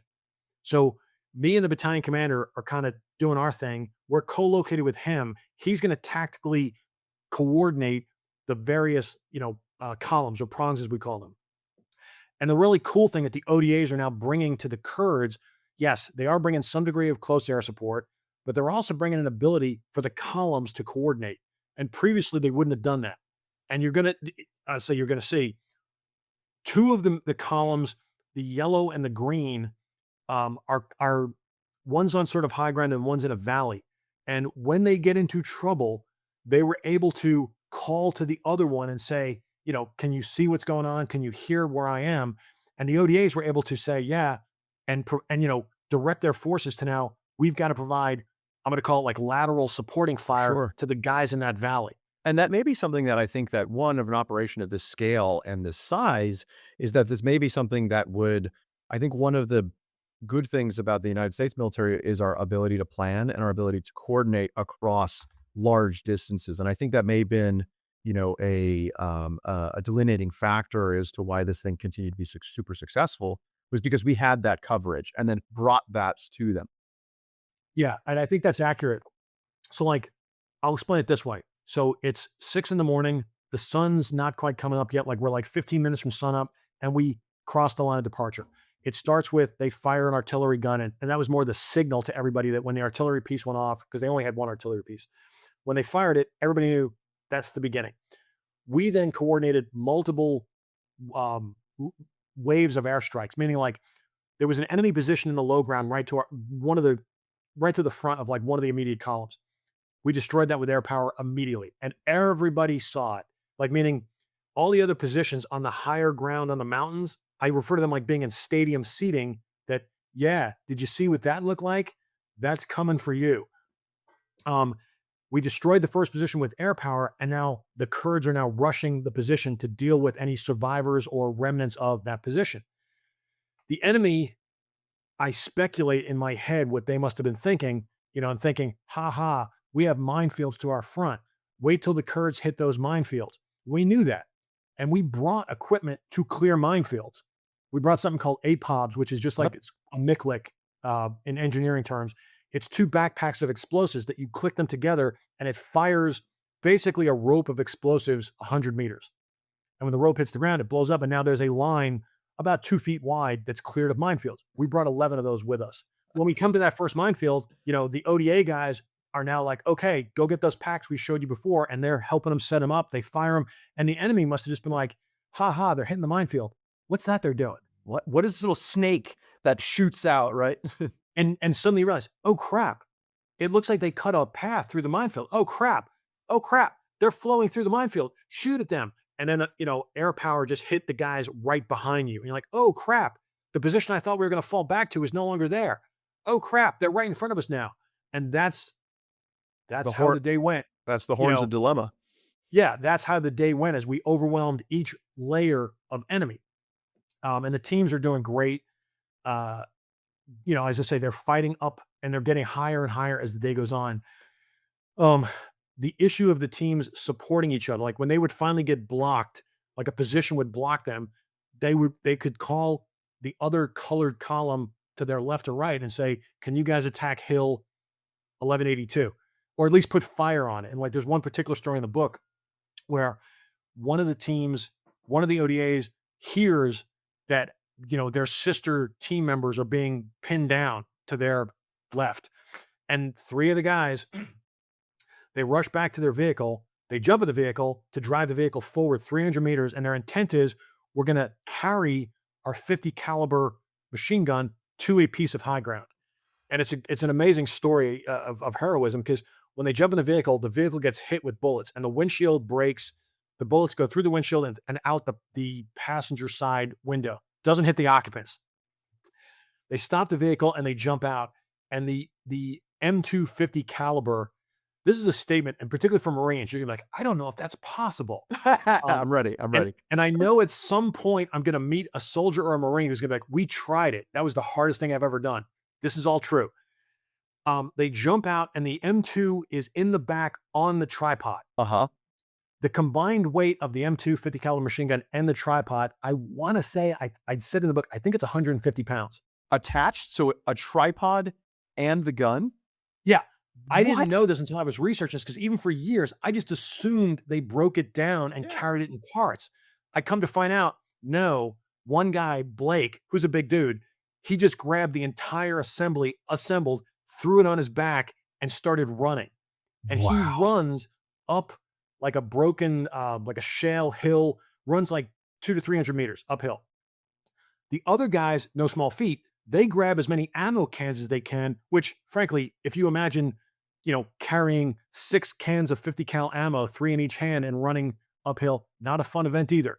Right. Each bullet weighs half a pound. Right. And you're doing this under fire with all your kit.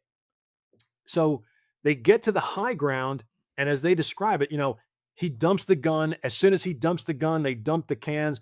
And just like the other guys, they go into a drill, meaning like when the gun's down, somebody else opens the feed tray. Somebody else has already opened up a can and is putting the belt in. He closes the feed tray. The other guy has been spotting the enemy through the scope on his sniper rifle and is telling him, 800 meters. Within seconds, they're placing fire accurately on the gun. I can't remember if it's a 14 millimeter or 12 millimeter. It's the Soviet equivalent of the 50 cal. 12.7, I think it is. Yeah. That gun has been what's pinning down their sister team and their sister Kurdish column. So now they are hammering it with their 50 cal that they brought up to this high ground. 128 pounds, by the way, is the tripod, receiver, barrel, and T&E. Yeah. They pour several hundred accurate rounds right onto that gun and silence it.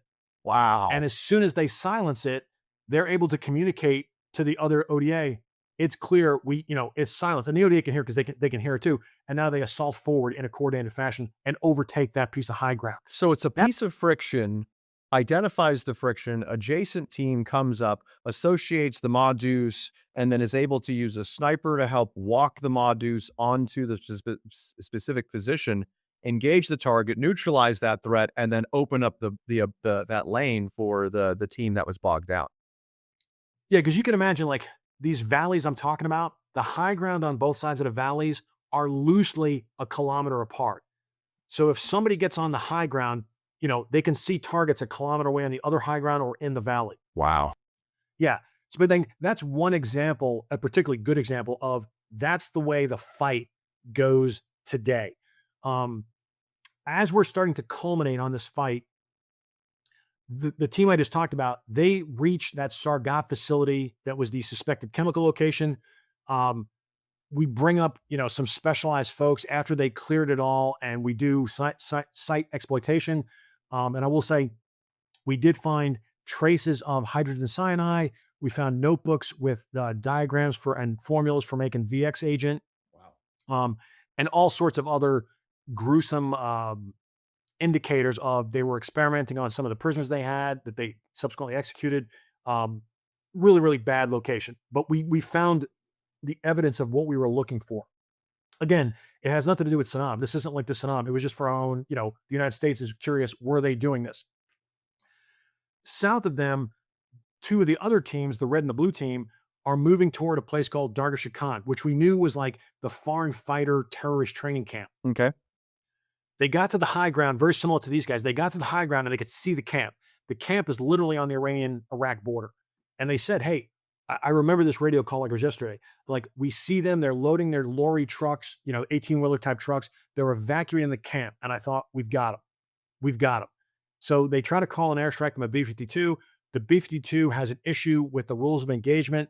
There's a confusion of they think they're not allowed to drop ordnance within 5 kilometers of the border. I know that's wrong because I know what the CENTCOM rules of engagement are. But as we're debating this, it's too late. It takes 20 minutes and the enemy crosses into Iran and we lose them.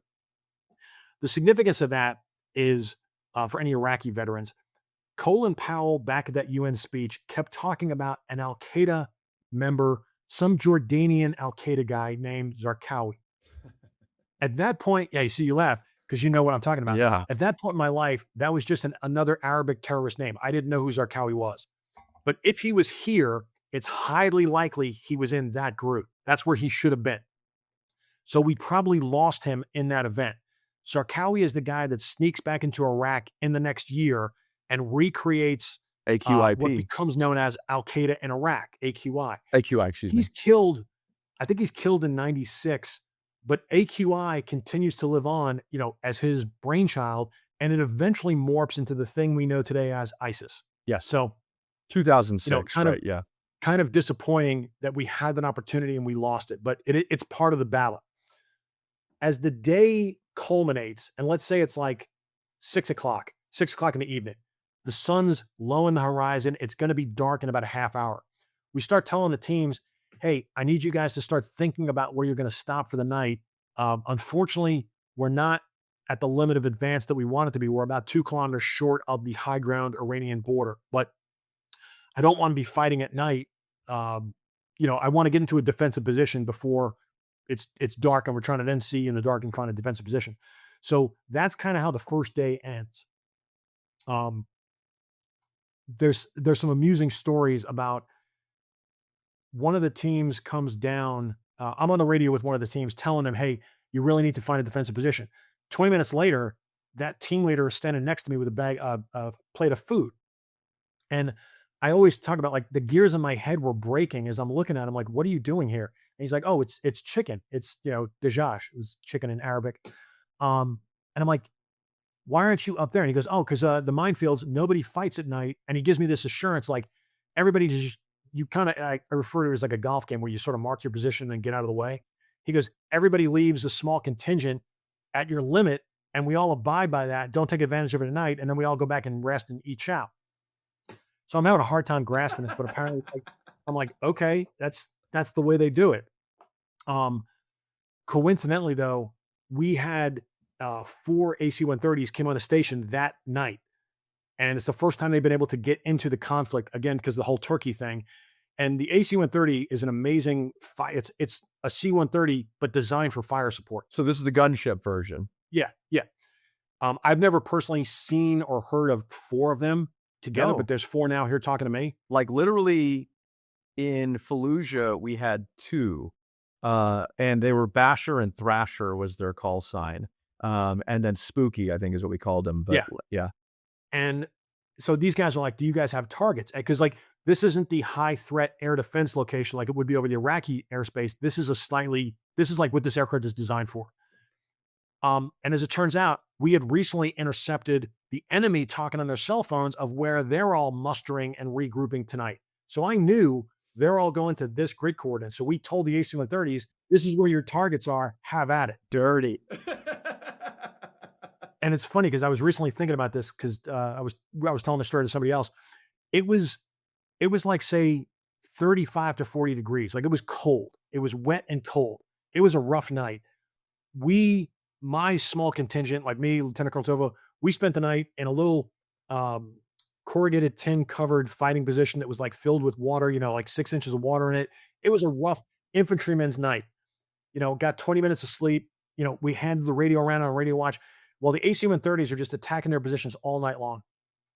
About an hour before sunup, the AC-130s come on and say, hey, we're out of ammunition. We're pulling off.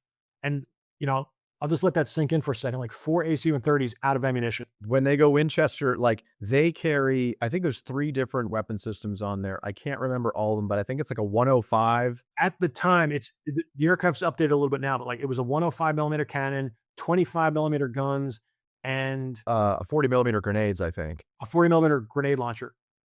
So I mean, it's a massive amount of firepower.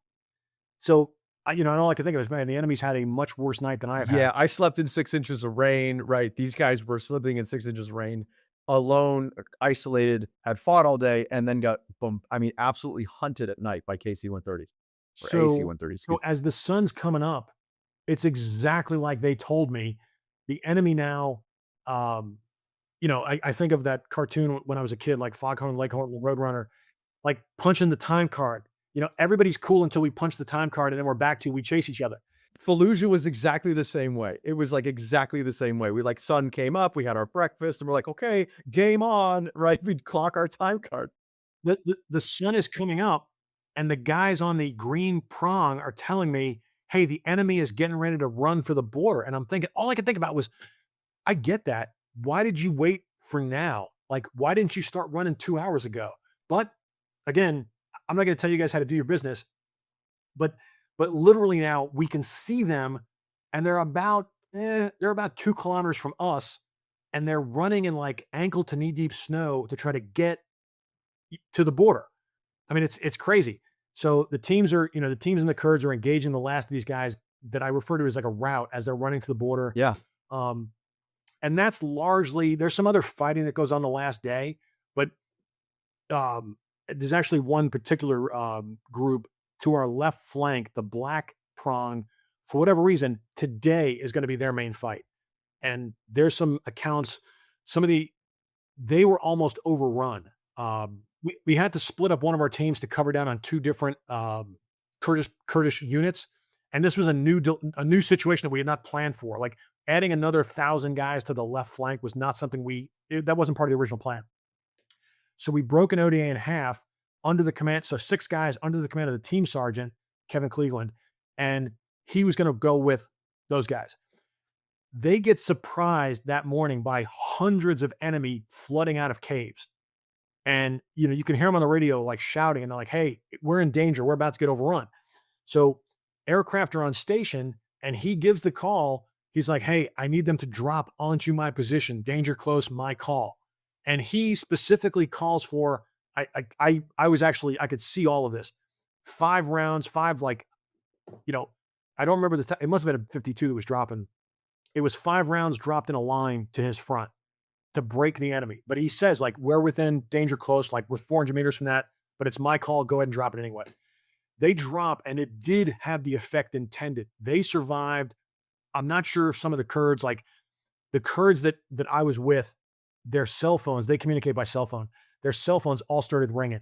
And it was guys at that position saying, too close, it's too close. it was an incredibly bold move, but it worked.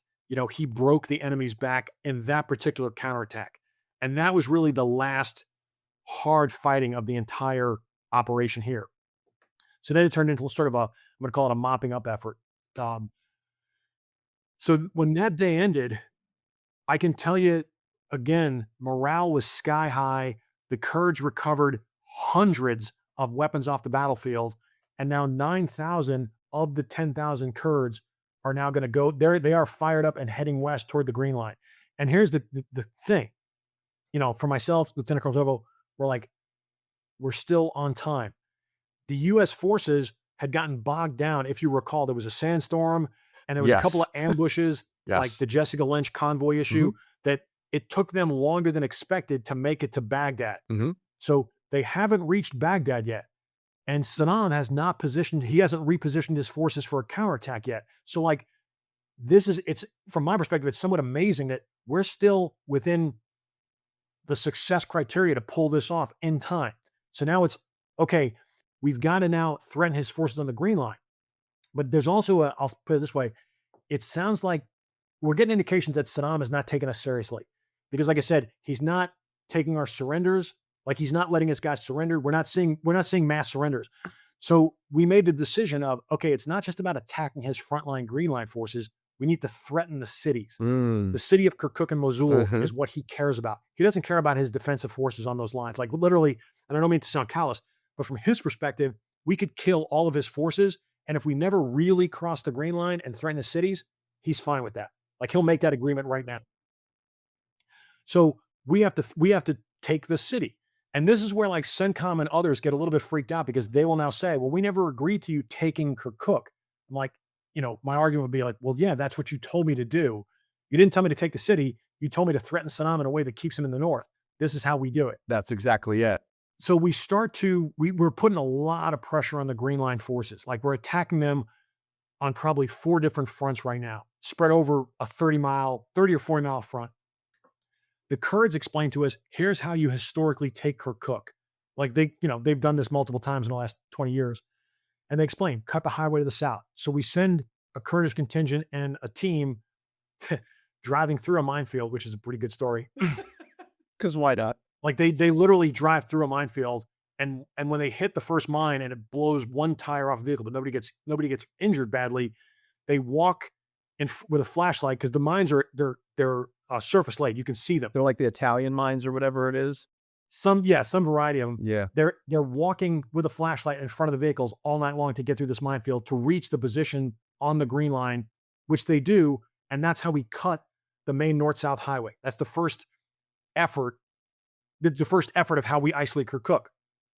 We've got teams attacking from the north, and we've got 2 other teams attacking from the west. I don't have anybody on the backside of Kirkuk. I just can't get there. And that's, we had another plan for that, but it didn't materialize. So we're starting to strangle Kirkuk. This is where the underground comes into play. So the CIA that we were working with were fantastic. They were great teammates. And we meshed really, really well. We could do this stuff too. They were just already doing it. And I think they probably do it a little bit better than we do. But they were doing things like coordinating acts of sabotage, like people taking, a pipe bomb or some improvised explosive to blow something up. They were sending people, they would make leaflets and send the underground representatives with a pack of leaflets into the main city to disperse them from the top of a building. And they might say, Saddam is finished, Saddam's time is done, something to that effect. We were coordinating for underground members to put graffiti in various areas of the city, saying things like, thank you, Mr. Bush, whatever. We also spent a lot of time convincing we tried to get the officers to surrender. That wasn't working. So then we started to target the enlisted to, hey, have you seen your officers lately? Which the answer was probably no. And we would say to them, why are you going to die for Saddam when he's not going to be in power after next week? Don't die for no reason. Start sowing the doubt, right? And we were saying things like, yeah, either, I don't think we didn't use the word desert, but we were saying take matters into your own hands. Your life is yours to save. Yeah. Interpret that as you will. I remember that from the book, the leaflets that you guys talked about as you went through this thing. Some of them tried to desert. If they turned on their officers, I don't know. Um, we did actually see a group, and I don't think I talked about this in the book. We saw a group trying to desert, like running into the no man's land, trying to reach us. And we watched a bunch of Fedayeen Saddam, like their secret police, surround them with vehicles and gun them down. And when they gunned them down, the ODA watching this from across our side of the FIBA was like, okay, those guys wandered into the no man's land and literally like grabbed their sniper rifle, you know, and realized you just killed your own people, but you wandered into our area and we can kill you. And one of our snipers fired a guy. I believe the first round he fired went through the windshield, killed the driver. He may have killed the next guy after that, but the vehicle was abandoned and they all were running back. And it kind of made a point like, hey, it's called no man's land for a reason. We've, again, marked our territory, and we can reach out and touch into this territory as well. But so a lot of subversive efforts to try to like attack Kirkuk from the inside. We spent a lot of time sending messages to them saying, do not harm the population. Do not commit human rights violations. If you have orders to use weapons of mass destruction, do not use them. Do not follow them. We know who you are. And which is maybe it's true, maybe it's not true. Doesn't matter. Like the Iraqi officer don't need to know that. But we're saying when Saddam is gone, you will be held accountable if you carried out illegal orders. Absolutely. So like hopefully we're dissuading anybody from doing that kind of stuff. And frankly, it worked. Whether it was us our doing or not. We also told the underground to start preparing to secure critical facilities, whether it be oil infrastructure or power plants, key things that will make this city run. Right. Like if you guys have guns, I don't need you to go attack the Iraqi units. I need you to secure the oil facility. So it doesn't get destroyed. So there's an oil facility in Iraq's future. We still remembered what happened in 1991, right, in the Rumelia oil fields and everything like that. And again, it provides it's always a hot topic issue for people, but that like securing the oil facilities does provide a lifeblood for the country. It is so that they can continue on their own, right, independence. So we collapsed in on the city with, I'm going to say probably somewhere in the order of 5,000 to 6,000 Kurdish forces and the equivalent number of ODAs, actually a few more ODAs, probably like 7 or 8 ODAs, attacking the city from, three or four sides. And once we breached the city with some pretty significant fighting, that's when the Iraqi units, I think, realized they're done for. Like there's no future in this for them.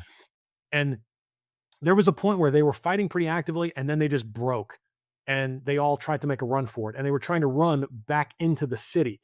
The problem for them is the Kurdish underground is waiting for you. And they literally ran like right into Kurdish forces with guns, that knew they were coming. So it didn't go very well. The thing that we were not prepared for, like I said, we thought that the Iraqis would surrender. We thought they might fight. The option that we didn't actually think about was them deserting. And it sounds stupid to say that now, but like we just really didn't put that much stock into it. But that's what the majority of them did. Like they shed their uniforms. And if you had family members in the Western Anbar Desert to go to, that's what you did.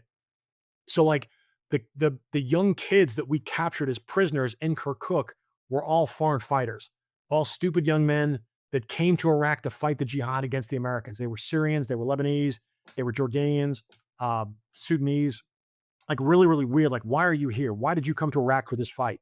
Which would ultimately telegraph into what we saw later on in the Iraq campaign. Yeah. And to be clear, these guys are not like terrorist fighters. These guys they joined the Iraqi army as volunteers, but they're not Iraqis. So they don't have a family member to go run to and to crit. That's why we're capturing them now. But so we also have converged on the governor's building. One of my favorite stories that I will talk about, and I'll pause and let you ask questions because I know I've been talking a lot. As we entered the city, it looked like the liberation of Paris. Like it was madness. What? Everybody was in the streets cheering. And it's the first time we put American flags on our uniforms. Right. I still look like a Kurd, but I have an American flag. And that was confusing people. Like people came up to me and they would ask me, are you an American? And I would say yes. And when we said yes, like you could just tell they were overwhelmed. And as we're coming into the city, one of my CIA counterparts comes running up to me and he has a box with him and he hands me a fistful of small American parade flags. And he's like, here, pass these out. Where do the CIA guys have this? Do they just like, that's a part of their kit? Well, because they thought this stuff out. They were really, really good at this kind of stuff. So we jump out of the vehicle, we run to the intersection, and we just pass out like 100 American flags, and then we drive to the next intersection and did it again, and did it again. We probably passed out a couple of thousand U.S. flags, and it created a visual optic of which is not untrue, but we are being welcomed as liberators. The international press that's now flowing into the city sees this, and they're asking people, where did you get these flags? And they're saying, I got it from the American soldiers. There's a little bit of trickery here. The 173rd Airborne Brigade parachuted in a couple of weeks ago. They're 40 kilometers away at my sister Northern Airfield. Okay. For whatever reason, they were not able to join the fight. Like, they weren't very agile. They were very methodical, and they were not comfortable moving quite as fast as we were moving. So unfortunately, they did not join us in the liberation of Kirkuk like we wanted them to. But now, with the American flags on the streets, and people are asking us who we are, we're telling them we're an American paratrooper brigade. And I make this point, like, particularly that the media are the most important ones. I would get with a couple of my NCOs, and we would be like, okay, let's do that thing we practiced earlier. There's some media folks over there. And they would say something like, hey, let's load the vehicle. And the media would hear us speak in English. They would come rushing over like they got us. We would act all shocked, and they would say, who are you? And we'd say, we're the American Paratrooper Brigade. And they'd say, where are you guys? And we'd ask, where did you just come from? And wherever they came from, that's where we weren't. Like, they'd say, we were at the governor's building. We're like, oh, we're at the airfield. Oh, we're at the airfield. Oh, we were at the governor's building. By the end of that day, everyone in the city had secondhand knowledge that there's 3,000 American paratroopers in this city. No one has actually seen it firsthand, but everybody knows it's a fact. It's all part of this information operations campaign that you guys are also, conducting. One thing I've seen with special operations forces is their impact outmap. There's probably a better way to say this, but your impact outweighs your size, right? So like you guys have, you could call like a force multiplier in that sense. That yes, very much so. And then again, how great of you guys to like, not like, it's always the fun thing is like, well, who are you guys? In like the natural, thing is like, we're whatever. And you're like, no, we give the credit away. Like we did our job, we did our thing. And then being able to understand, again, the mission more now is to talk about, America's dominance inside of this place to help dissuade future fighting. And so talking about how there's a larger force there helps to dissuade future fighters as well. Smart. So that day, we made a conscious decision. It's time to shave our mustaches and put on DCUs, the desert uniforms. I'm looking at those. Oh, yeah. You had a pretty mean growler. Yeah, the picture you're looking at, I think I know what it is. Like April 11th, I'm Kurdish. April 13th, I'm an American. You look American. And I mean, like, and you shave, like, when you take that away, you shave like 10 years. You got like a haircut. You're like clean shaven. Yeah, and we get the whole regalia, like patches, the whole thing. And we did this, and I told my teams too, I'm like, look, here's what I need you to do. I'm going to get the 173rd. I'm escorting them into the city. Again, they're moving like normal conventional forces. They're moving slower than I would like. I'm not going to get them in the city until tonight. This is the day after we took Kirkuk. You guys, I need you guys we gridded out the city. So every team has a neighborhood in the city. I need you to drive up and down every single street in your DCUs and make sure everyone in the city sees an American soldier once a day. Like, that was a very deliberate plan. And we did that. So, we joke that I'm like, hey, if these guys don't come in here tomorrow, like, we're out of options. Like, we don't have any more costume changes. I will also make fun of it. The Kurds that I've been working with had never seen me without a mustache. Oh, no. And there was a high schoolish, aspect to this. Like, the morning I came to work and I came out with no mustache, they all broke out laughing. Yes. Like, it would be the equivalent if I was wearing a dress. Yes. And they thought it was hilarious. Yes. They're pointing at me. They're making fun of me. And I played right into it. Like, I had a radio. I'd put the radio up in front of my mouth like I'm talking because they were like, you're so embarrassed. It was kind of funny, actually. But that's how we secured Kirkuk. The other thing that we did that contributed to how we were successful in securing Kirkuk, the Kurds, they understand things. They understand things we'll never understand. And we spotted a guy in the crowd because now that we've taken the city, everybody is trying to come to me as the governance, and they want to air every grievance they've ever had. Yes. Literally, this guy stole my brother's car 8 years ago. I want him killed. But there's a guy in the crowd who's shaking a ring of keys. And we're like, yeah. So that's we're like, what's that guy's deal? And we grab him and he's like, I am the manager for the local power facility. I'm like, Ooh. okay. He's like, we must go now before it gets looted. And to clarify looting is not the right term. Like looting to Americans, we're like, oh, so they're just stealing stuff. It's more like salvaging. Like people who have nothing, if they steal the wiring out of the building, it's because wire is valuable. Mm. I don't mean to resell, I mean to use. Uh-huh. If they're stealing bricks from a wall that was knocked down, is that looting or is it salvaging? And there's this aspect of Saddam is my enemy. These are they all felt like they deserve reparations for what Saddam did to my family. So I am going to take the wiring out of this building so I have wiring back in my house. Makes sense. Like everybody's going to steal everything Mhm. because they feel like they're owed reparations. So his point was, if we don't secure the power plant, they're going to rip it apart to where it's not usable anymore. They have a cultural nuance and a cultural understanding that we don't, right? Yeah. And so they know. Because we talked about looting as if like these people, they're looting. And I'm like, okay. One of the Kurdish leaders even said, like, he put a decree out to people of, hey, no reparations, don't destroy your city. It's not allowed. And once he explained it, people kind of bought into it. Okay. Um, Yeah, it's not necessarily like a total. I remember seeing that because I think I was in Sadr City and Baghdad, that kind of area when we had moved up with the 1st Marine Division, and we had seen that too. And that was hard for us. Again, I was 18 years old, but it was hard for us to understand. We're like, it's what I would say is this: it's easy for that action to fall into our own idea of what that is, of saying that they are a people that cannot be governed or that they are somehow less than. And I love how you're explaining this. You're like, no, it's not that at all. It's that they have been taken from so long that they're really almost trying to make themselves whole at some level. so the 173rd, when they finally came onto the airfield, they were trying to put Constantina around the airfield. The airfield's like, it's like 8 kilometers around. It's gigantic.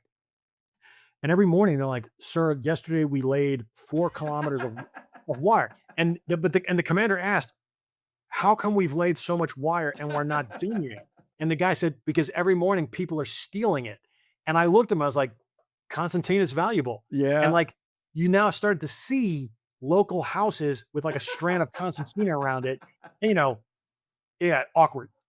But go back to the power plant guy.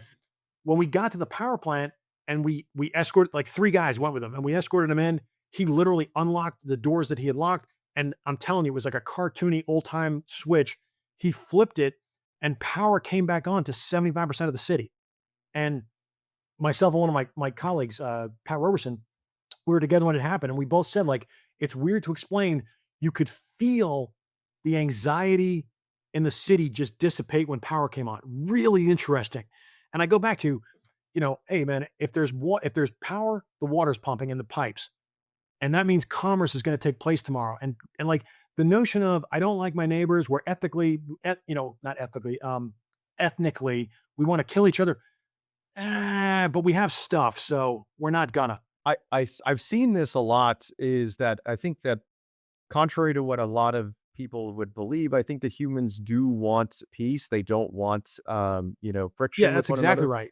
And so when you have a sense of normalcy come on, like literally power coming back on, it's like, okay, let's just go back to normal. And the things that the Kurds did that contributed to this being so successful, and again, we didn't do this. They did it, and we were like, wow, that's brilliant.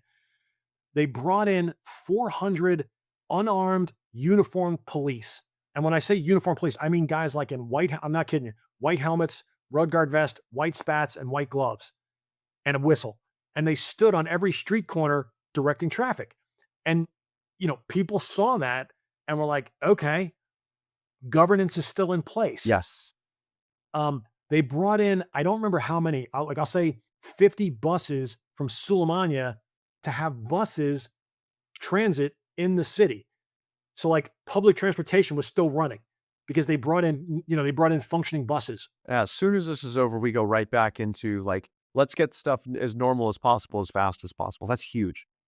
Yeah.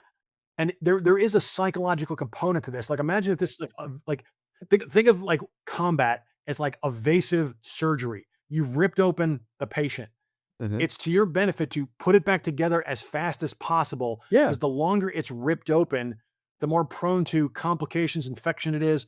And that's what this is. Like, they're restoring a state of normalcy within 24 hours. Um, That's a very good analogy, actually. you can tell where a car is from by its license plate. Mhm. The police, the police in Suleimania are specifically looking for cars with Kirkuk license plates to see if they've been looted, and they rounded up like 100 vehicles and returned them to Kirkuk. Like, again, making that public message, hey, you're not supposed to take stuff. That's not this. And like, the governance demonstrated that. They didn't just say it, they lived up to what they said. They recovered stolen goods and returned it back to the right people in Kirkuk. So all of these little things contributed so greatly to a degree of stability in that city.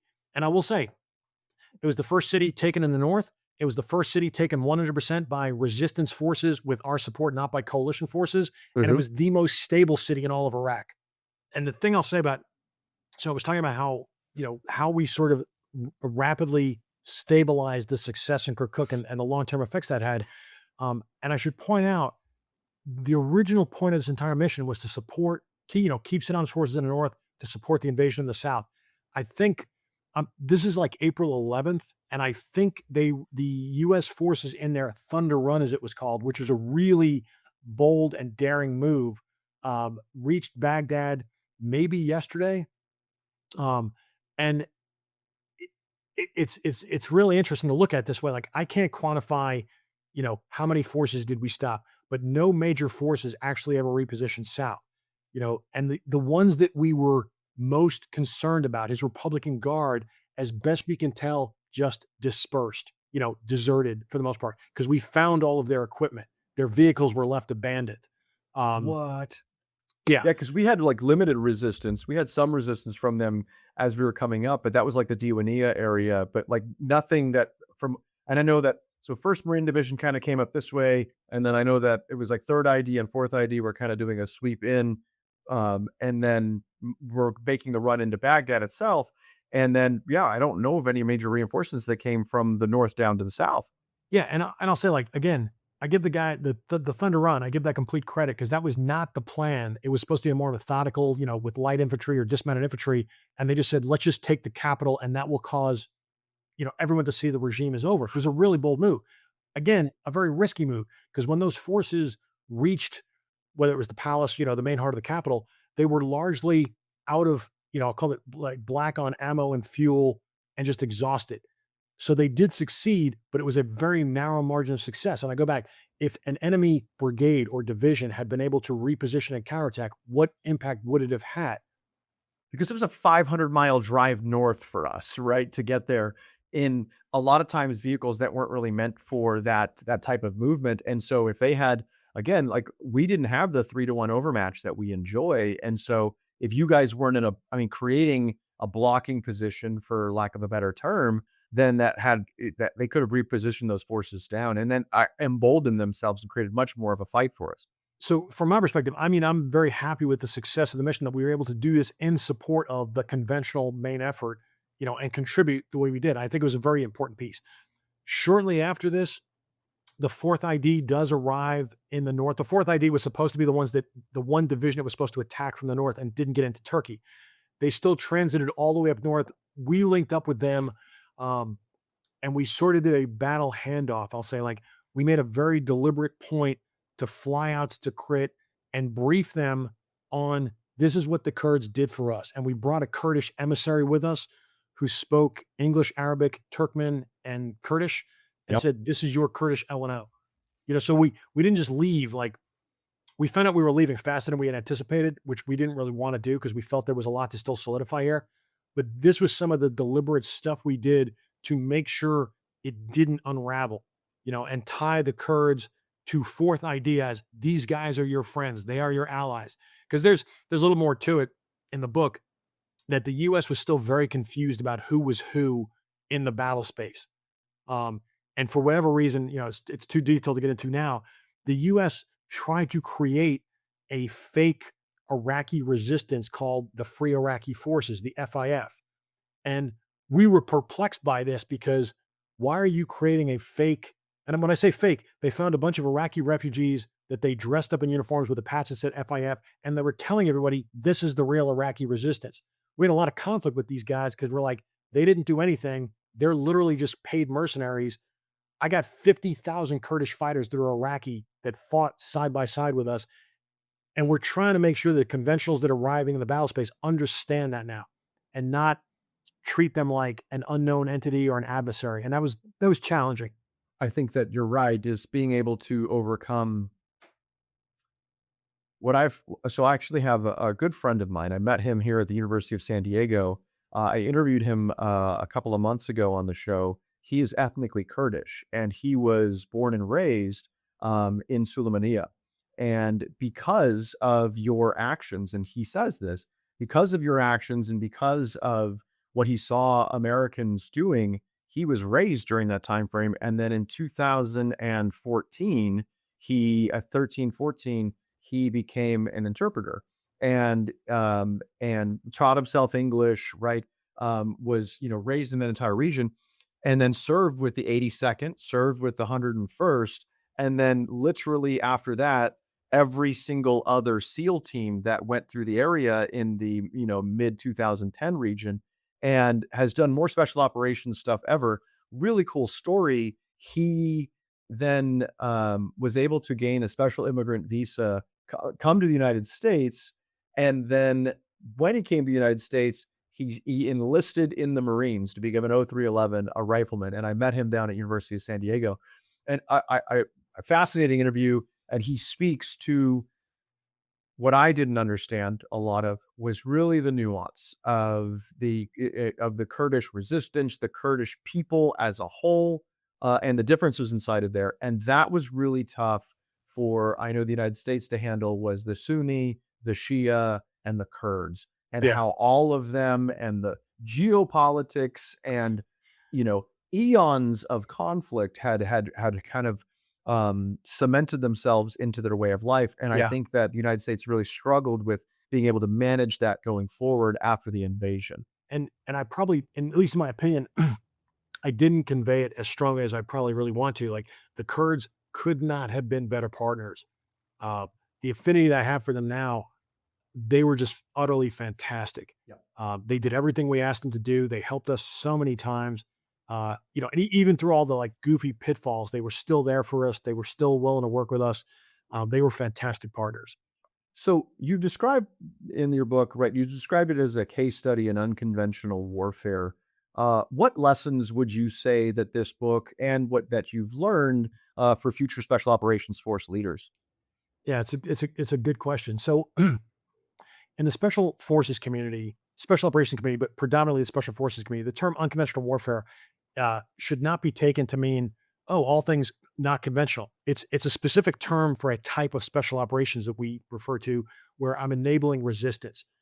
It's confusing because we don't do that every day. We don't do it very often, and it's complicated and it's hard. But special forces guys are educated and trained for this exact scenario. That being the case, a couple of things that are unique to it. Working with irregular forces like guerrillas is different.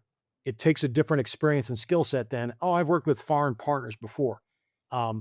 It's just a little bit more challenging because you're working with, like I said, components of a guerrilla force and an underground. And, it takes a little bit of different nuance and understanding to understand what those forces can do and what they do. There's a bunch of things that I will say. I said it during this discussion, they were partners. That's important to understand. With resistance forces, they are partners. They're not, I'm going to use the term surrogates.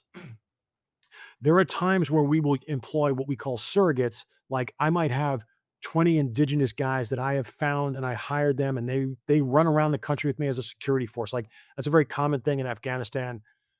That's different than I'm working with a partner force. Partner force makes their own decisions. Partner force has their own chain of command. Surrogates are just indigenous forces, but they're working for me. And those two things I just described, it's like blank and live. Like, you don't mix those. There's different procedures for each. Yeah, you like that analogy. That was good. I got that. There's different procedures for each. How you interact with partners, how you interact with surrogates. If you switch the two of those, it goes badly. Yeah. So that's, and they're both valuable techniques in the special operations community, but they're not interchangeable. um, Psychological operations cannot stress how powerful of a tool this is. You know, killing someone is very black and white. Like if you have the means to kill them, kill them, whatever. But convincing them that they're defeated is, now that I've actually lived this. When I was a younger man, I'd read stuff about World War II, and I always thought, oh, they're just writing that. I now appreciate how really that is the more powerful tool. And from this mission's perspective, when you combine the two together, like I can do something lethal, I can do something deceptive or psychological operations wise.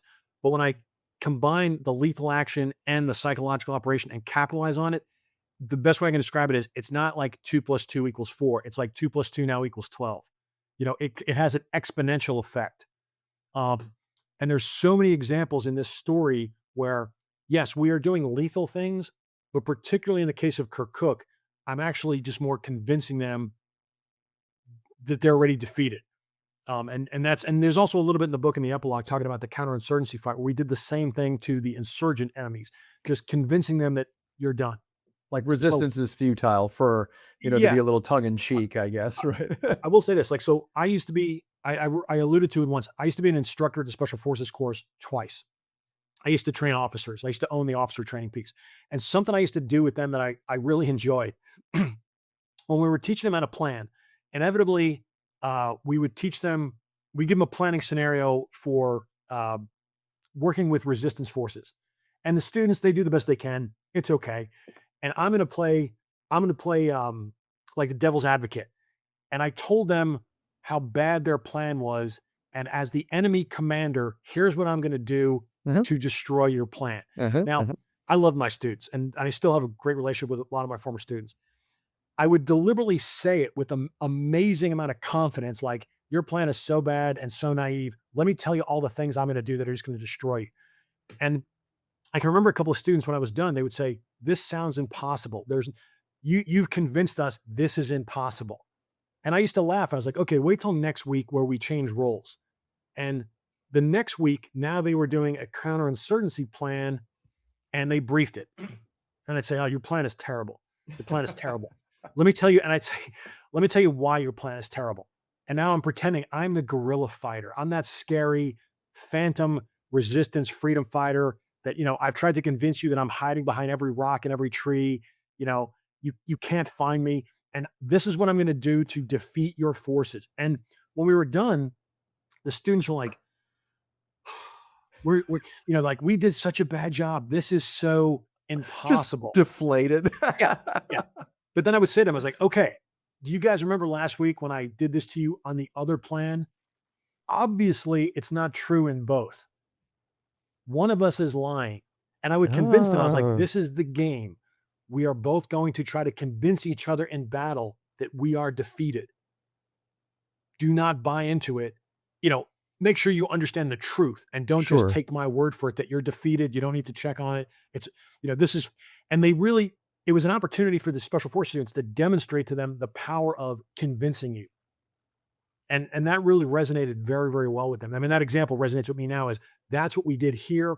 And we also did it during the counterinsurgency fight very effectively.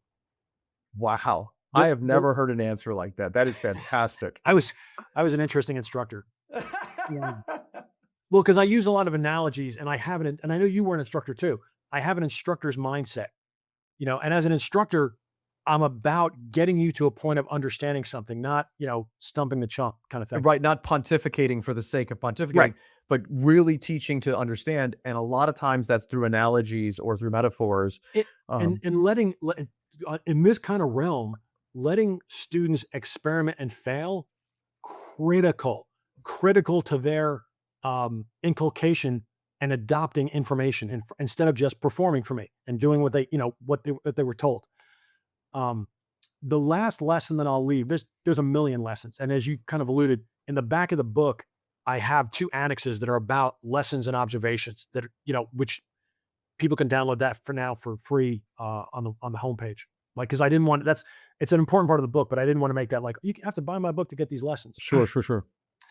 But the leadership aspect, and what I talked about earlier about the ability to raise a culture in our subordinates where they trusted us, we trusted them, they were comfortable making decisions in less than perfect, if not ambiguous situations, and they were smart and they felt empowered.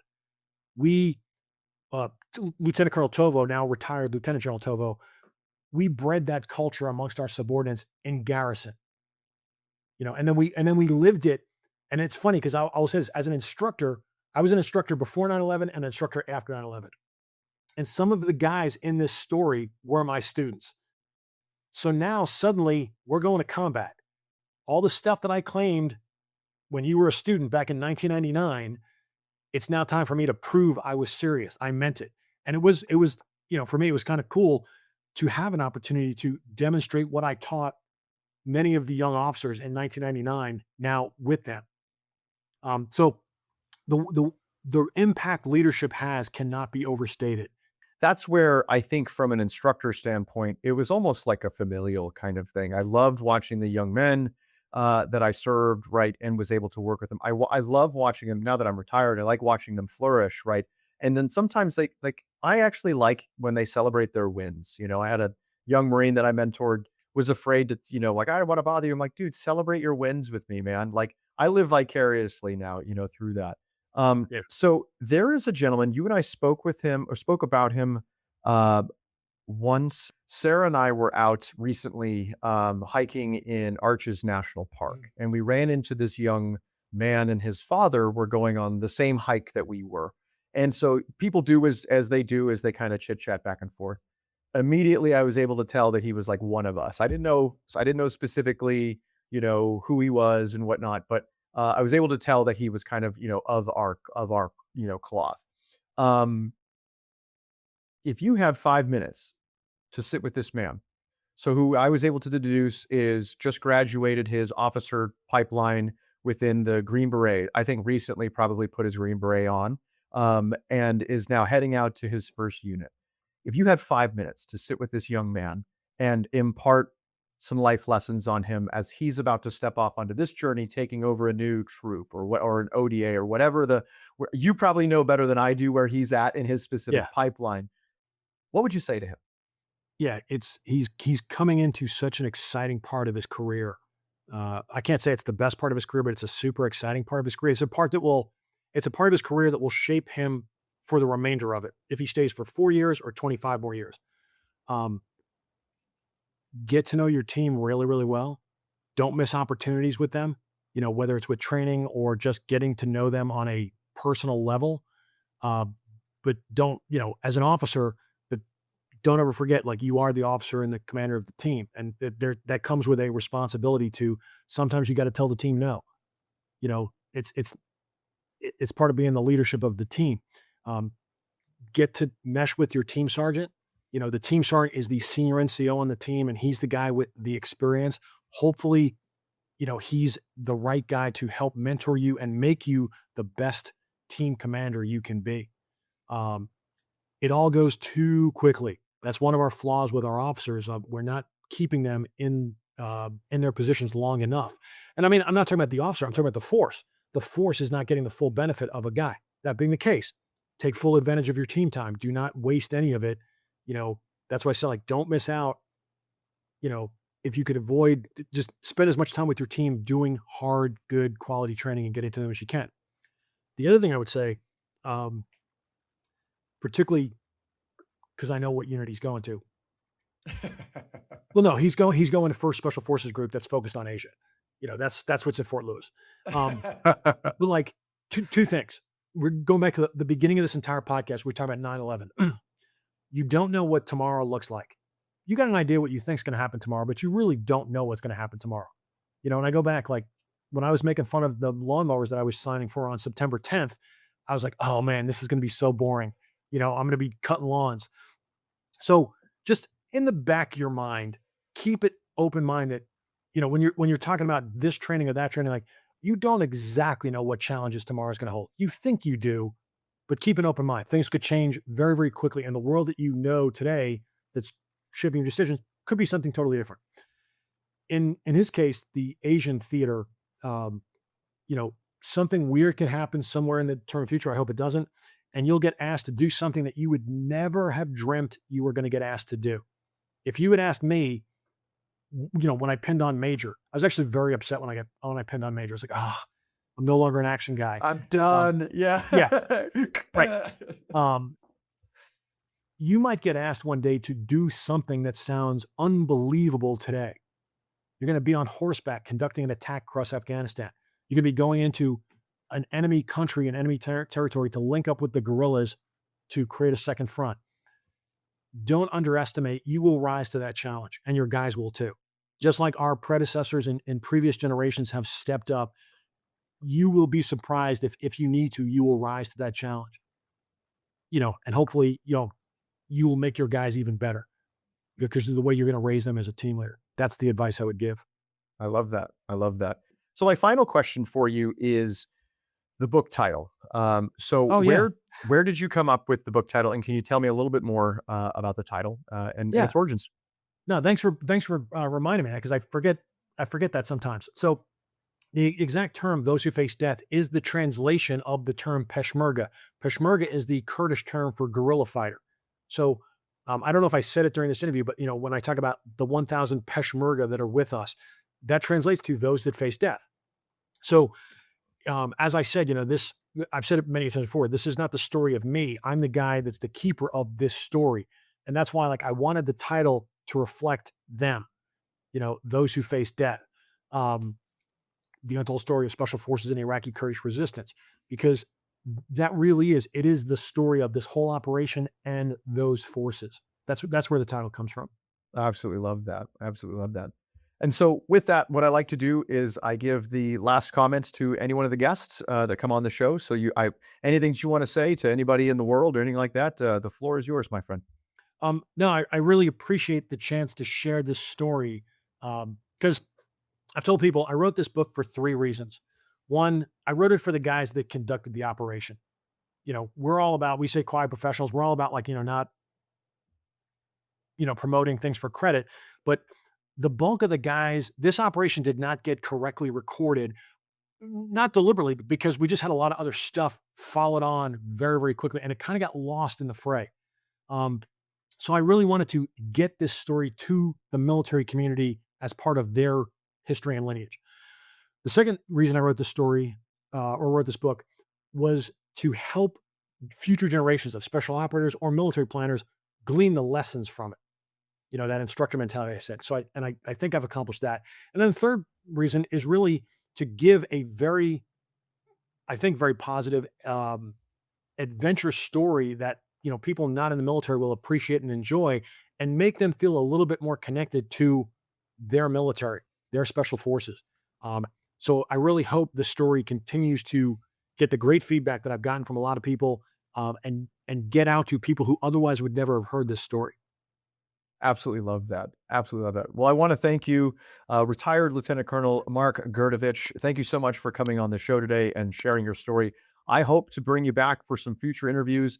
We do look to have some sort of leadership kind of context in the future where we can talk specifics of leadership and some of the lessons gleaned from being able to take lessons from the battlefield and bring them to the boardroom if we need to, or to wherever it is in any facet of life. But thank you so much for coming on the show today and just having a great and fascinating conversation and bringing the Peshmerga and the Kurdish fight to life. Thank you so much. Thanks, AJ. It's been my pleasure.